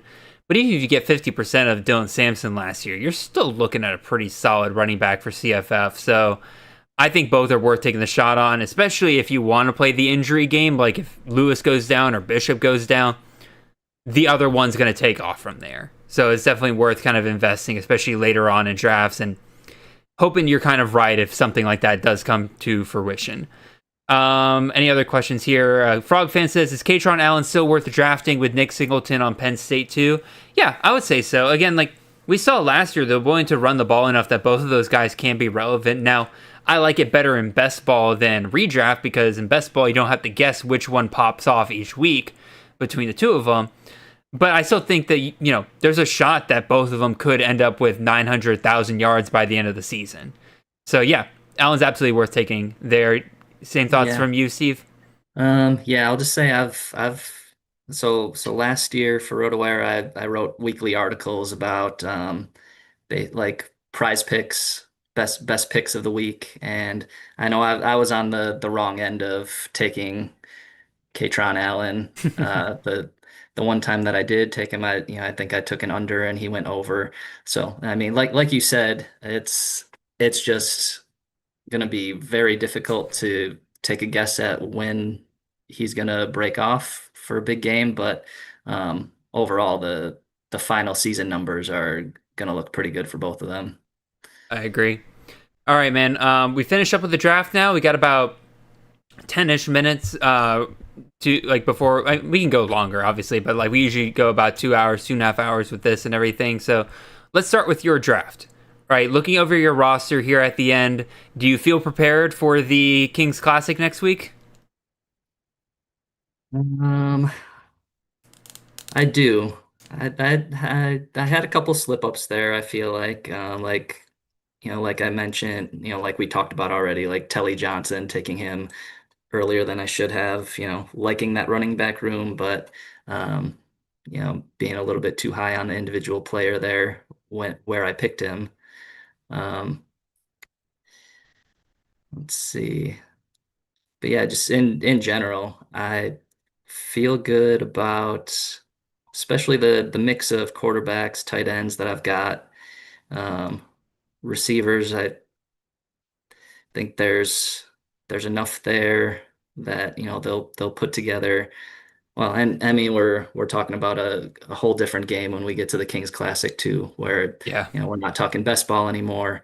Um, you can take some other chances, and if guys don't pan out, then you just drop them and Yeah. find a replacement. You can only keep 4 quarterbacks as well. I always forget about that each Yeah. year. And I think back to like what your strategy was last year, where there was that uncertainty in the Washington State quarterback room, but you knew you wanted to have the guy. So didn't you end up drafting both of them? I drafted them And back to back. that paid off. I did, and Yeah. I got hell for it in the room because they were just like, Jared, I thought you were so in on John Mateer, and I was just like, listen, in a league like this, I did not even want to chance it. I'm grabbing both of those guys. So Yeah. So it that's ended up paying off for me very, very well. yeah. And in best ball, I wouldn't. I mean, you are throwing away a pick in best ball if you take two quarterbacks from the same team. So that's a different kind of risk No, that for sure. I won't be taking in best ball, but in the Kings Classic, it'll be something I would consider. Yeah, I feel pretty good about my draft as I kind of look through it. Like my quarterbacks, especially, like I got a really nice mix of G5 and Power 4 quarterbacks here. Probably a little SEC heavy. I mean, I got two. I say SEC heavy. I got 2 quarterbacks from the SEC here, but I'm not typically trying to draft 2 quarterbacks out of that conference. But I got Sellers and Reed. Swords be a good investment in the Big 12 there, but really it's my G5 quarterbacks that I'm going to have to rely on in this league between Raynor, Watson, Marker. I need to see some high scoring points in their respective conferences to really break out in this team. Running backs, I like it for the most part. I got another Sheriff Sherrod. That's probably my least favorite pick of the draft, and that's because it was autoed for me at that point. But, totally fine for the most part. I like the mix of, once again, four Power 4 running backs, 6 G5 running backs. Decent mix there. And then my wide receiver room I like a lot. Tyson, Bell, Size, Eakin, Miller, Robinson, Tracy, Phillips. A lot of my favorite guys to just take shots on for the most part. And then my tight end room, Stowers, Reynolds, Beers. None of the bye weeks overlap. I feel pretty good about that. So, any more thoughts on your roster before we start discussing players that we're kind of surprised were left on the board here? No, I think that covers it. All right. So again, last thing we usually discuss on these streams for people that are wanting to hear about some later round options and everything are players that were surprised are still on the board after 30 rounds. Like that's the beauty of college fantasy football. We have so many great players that we can go 30 rounds and there are still players on the board you want to draft. I'm just about done with a 60 round draft and there are still players that I think will be left on the board that I kind of like in that draft. So just to give you an idea of how wonderful this sport is. But we'll start at the quarterback position here, Steve. A couple guys that stand out to me that I'm surprised didn't get drafted. Connor Weigman out of Houston. I'm surprised nobody took the shot on the Big 12 offense there. I would have normally said Joey Aguilar, but it does sound like there's a bit more, competition. It's a bit more up in the air in terms of who's going to start for the Vols this year. So I'm kind of not surprised anymore that he didn't make it through 30 rounds. Luke Altmaier, Billy Edwards are two guys in the Big Ten there that I think are very safe floor guys for the most part. But oops. And then, other than that, no quarterbacks that really stand out to me as like I'm shocked they didn't make it through 30 rounds. What about you, Steve? Anybody stand out to you? The only other room that is interesting to me is Syracuse, but that again that falls into kind of what we were talking about with Washington State last year. We don't have a defined starter yet, so I don't know if you want to take Angeli or Collins. There's still too much uncertainty there, but even though that's a room that I'd like to have the quarterback in, I think they did a good job of reloading at wide receiver, and clearly they've got a game plan from last year that they want to throw the ball. But again, it's a question of, do they do that game plan again, or was that a very particular set of circumstances that allowed them to do that last year? Because they got a former. It's not every day Syracuse has a former 5-star quarterback walking through their doors. True. So I do think it is very interesting, though, that despite them bringing in Angeli, I do think it's going to end up being Ricky Collins' job. They brought him to ACC Media Days. Like, we did see Fran Brown name him the starter coming out of spring. And for what it sounds like, now that we're kind of getting a bit more insight into that Notre Dame quarterback room, I thought Angeli left at first because, CJ Carr was running away with that job, and he's like, all right, I'm out. It sounds like that it was less that Carr was pulling away and that Angeli was really falling behind the other two. Because, Carr and Minchie are still battling it out, it seems, in the fall. And so to me, that tells me Angeli saw the writing on the wall and said, I'm out. And that tells me he's probably not as big of a quarterback. So, good point. Or not as good of a quarterback as we were kind of thinking he could be. So I think it still ends up being Collins' job. So I might change my rankings a little bit here soon to kind of reflect that increased confidence I have in him. What about running back? Some guys that I'm surprised made it through here. Julian Gray out of Liberty. I guess maybe he was just hiding at the top of my scroll wheel the entire time. I would have taken him at one point if I'd known he was still on the board. I'm shocked he made it through. Maurice Turner, London Montgomery out of East Carolina. Both of the two lane backs between Maurice Turner and Arnold Barnes. I'm surprised people aren't taking more shots in that backfield. Other than that, nobody on this running back list I'm shocked made it through 30 rounds. Again, some interesting guys in this range. Jordan Brunson out of Miami of Ohio. Joshawn Barbie out of Marshall. Rocco Griffin at UMass. Anybody stand out to you, Steve? No, I'm just scrolling through here. No, there wasn't really anybody that I was targeting. All right. What about wide receiver? I'll let you pick out the guys first on that one. Let's see.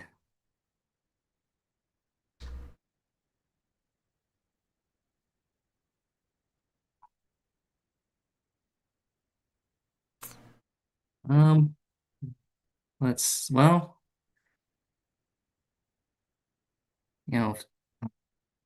Squirrel White is one guy who I've got my eye on late in drafts. Just as I think with it'll be a Gus Malzahn offense now. He's shown that you can have two productive wide receivers. So I think Squirrel White and your pick there, taking Deuce. I think those are going to be the two guys who step out in that system. Of course, this quarterback situation, more of a running quarterback than a guy who can get the ball downfield consistently. But I think the passing offense will run through those two receivers. I'm very big on Deuce Robinson this year. If you look at the archetype of receiver that Gus Malzahn has loved the last couple of years, it is giant outside wide receivers that his quarterbacks that can barely throw a pass can just chuck it up to and let those big bodies go and get it, right? Deuce Robinson fits that exactly. You got Thomas Castellanos, who, shall we say, is passing challenged. And I think Deuce Robinson's your guy there. The slot wide receiver has been kind of rare for Malzahn to target over the years, and given how White's disappointed us the last couple of years, I'm not super in on him. But I agree with you that there's only so many guys that can funnel that passing game through. So I think he's definitely worth a shot. A couple guys at wide receiver that I'm kind of surprised by. I'll list off the guys that are in my queue here as late round targets. Bryson Graves out of Coastal Carolina, playing in the slot role. You got an air raid system there with Drew Hollingshead. Last time we saw Hollingshead, he just fed the hell out of Malachi Corley in the slot. A good chunk of that might be that, Malachi Corley is a NFL level wide receiver. But at the same time, I'm willing to take the shot in an air raid system there. Alex Perry at Florida International. Sounds like he's playing really, really well on the outside there. Braden Pegan is my new flavor of the month at Utah State there. There's been quite a bit of hype recently for him as a potential leading receiving option in that passing attack. So I've been taking some shots on him. And for those of you who love taking shots at the Hawaii wide receiver room, like Senecal and Ashlock go very high, but Jackson Harris seems set to inherit that Stephen McBride role on the outside. So I'd be willing to take a couple shots on him later in drafts. But other guys I'm surprised didn't make it through: Omega Blake at Arkansas, James Blackstrain at Missouri State. Neither of the Mississippi State wide receivers between Brennan Thompson or Anthony Evans came off the board here. Do we see another Oregon wide receiver come off the board besides DeCorian Moore? Because I see Gary Bryant here, but did Lowe come off the board here? He did not. So yeah, we didn't see another Oregon wide receiver come off the board either. So kind of surprised by that. Yeah, Anthony Evans was one I was gonna say too. I've just may feel like every mock draft that I've seen, there's somebody talking. Well, one of our colleagues is talking about Anthony Evans and his potential role this season. No, for sure. Potential to replace Kevin Coleman in the slot there, but also it could be Brennan Thompson replacing him in the slot there. I don't know if we're going to find out exactly what's going on there until week 1 of the season. Devin Davis, you have a quick question here. He said, who's your guy's pick to be the Isaac Brown of this year? Young running back, low on the depth chart right now, that's going to be a difference maker down the stretch and end up as a borderline first round pick next year. You're asking a lot for that question, but here's the thing. I actually kind of have an answer based on some recent notes out of fall camp for Auburn. Now, that's not a system that I typically love, but Omar Mabson is a true freshman that has started to get quite a bit of buzz. And if I'm being honest, like, you got guys like Damari Allison, Jeremiah Cobb, a bunch of guys in front of him that I don't really love, and a lot of guys that are kind of older but haven't really done much. Mabson's flashing early in camp. If those guys continue to kind of cap the ceiling of that Auburn offense and Mabson continues to show out, I could see him moving his way up the depth chart as the season goes along and him being a guy that we're looking at towards the end of this year. Steve, I don't know how much you look at freshmen and everything, but do you have any kind of answer for that question? I mean, a guy that I like this season, but I don't think he quite fits that description, because we know he's going to get carries, is Gideon Davidson. He could he could be the number one right away. I think here's my thing. I actually don't think at all that he will be the number one right away. To me, it's a question of, can he overtake Adam Randall as the season goes along? Because it sounds like from every report, Adam Randall is your RB1 there. It's just a matter of how close do they start the season, and Adam Randall is kind of in that same situation as like the Damari Allison's, Jeremiah Cobb of, yes, he's a veteran, yes, he's good enough for the offense, but if they truly believe that Davidson, especially down the stretch of the ceiling when they're getting ready for playoffs and everything, if they think Davidson can give them an extra gear in that running game, then I'll be curious to see if he can overtake Randall down the stretch. But until then, I think it's Randall's job to lose. And most times, I'd say like 7, 8 out of 10 times, the guy who starts as RB1 in the season usually finishes as RB1 as the season goes along. So that's just my thought on the Clemson running back situation. I've drafted all of the Adam Randall, have not drafted a ton of Gideon Davidson, if that tells you anything about how I feel about that backfield. So, alrighty. Steve, I think we come to the end of our show here, man. Again, appreciate you working through the technical difficulties and everything earlier. Appreciate you for coming on, man. Yeah, Elliot points out in the chat, not really an under-the-radar guy, but Ousmane Kroma at Florida State is definitely a guy that could end up as a borderline first-round pick next year as a true freshman this year, which is why a lot of people have been drafting him highly in Dynasty and C2C leagues. Anyway, back to the closure. Steve, really appreciate you for coming on, man. It's been a ton of fun tonight. What kind of stuff do you guys got working on over there at Rotowire? What can people expect from you guys preseason and also as we get into the actual season? Because that's only like 3 weeks away now. Oh, yeah. Well, we'll definitely have our conference breakdowns with a number of sleepers and overrated players. Yeah, basically everything that you'd expect from Rotowire for college fantasy football. I do need to plug our NFL fantasy football and the new app that we have as well. Ooh. In the past, it has always been, and I mean, there are a lot of people who love the old app. It was basically just a glorified spreadsheet, and it looked like it too. Like it was the same, basically the same app for 10 years. Some people don't like the new app because it is different.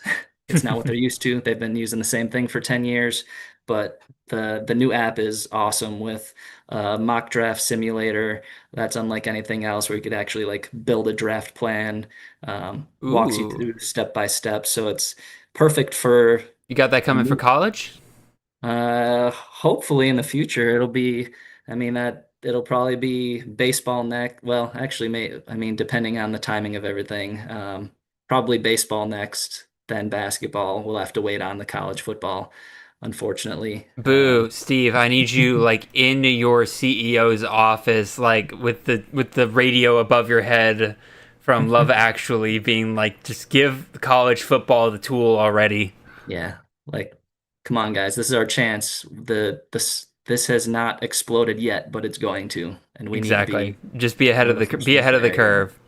Exactly. But yeah, definitely follow us. I think I'll be coming back with my weekly Prize Picks articles. There you go. Suggestions on who to place your bets on.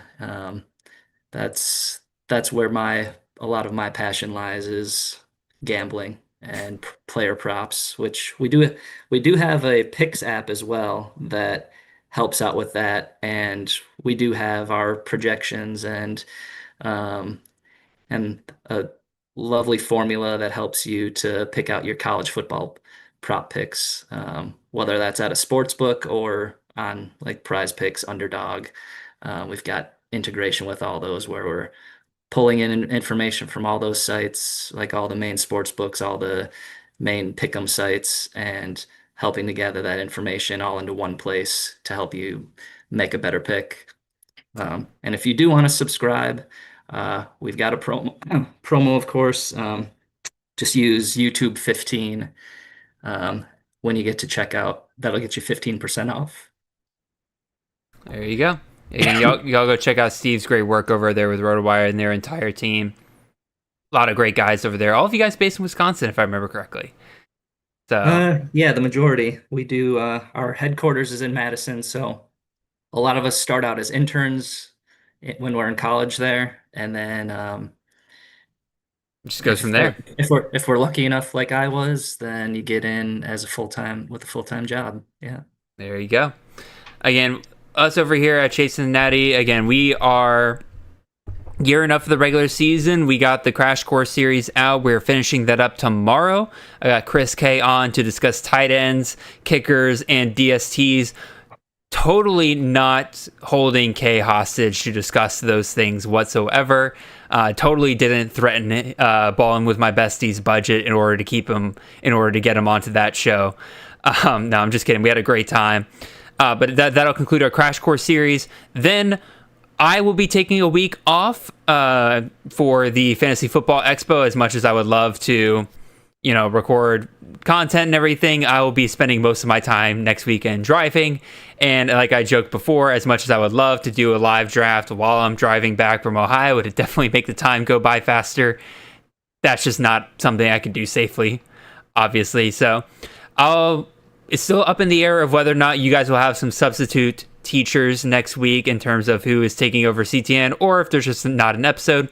We'll figure that out as the week goes on. But even still, a lot of great content. We got fall camp news to catch you guys up on. That'll be in 2 weeks here. And then, before we know it, the regular season will be here and we'll be right into the season grind. So, with all that being said, appreciate all of you guys for listening. Steve, appreciate you for coming on. We'll see you guys back here for another live draft in 2 weeks. Until then, y'all have a wonderful and blessed couple of weeks. See y'all.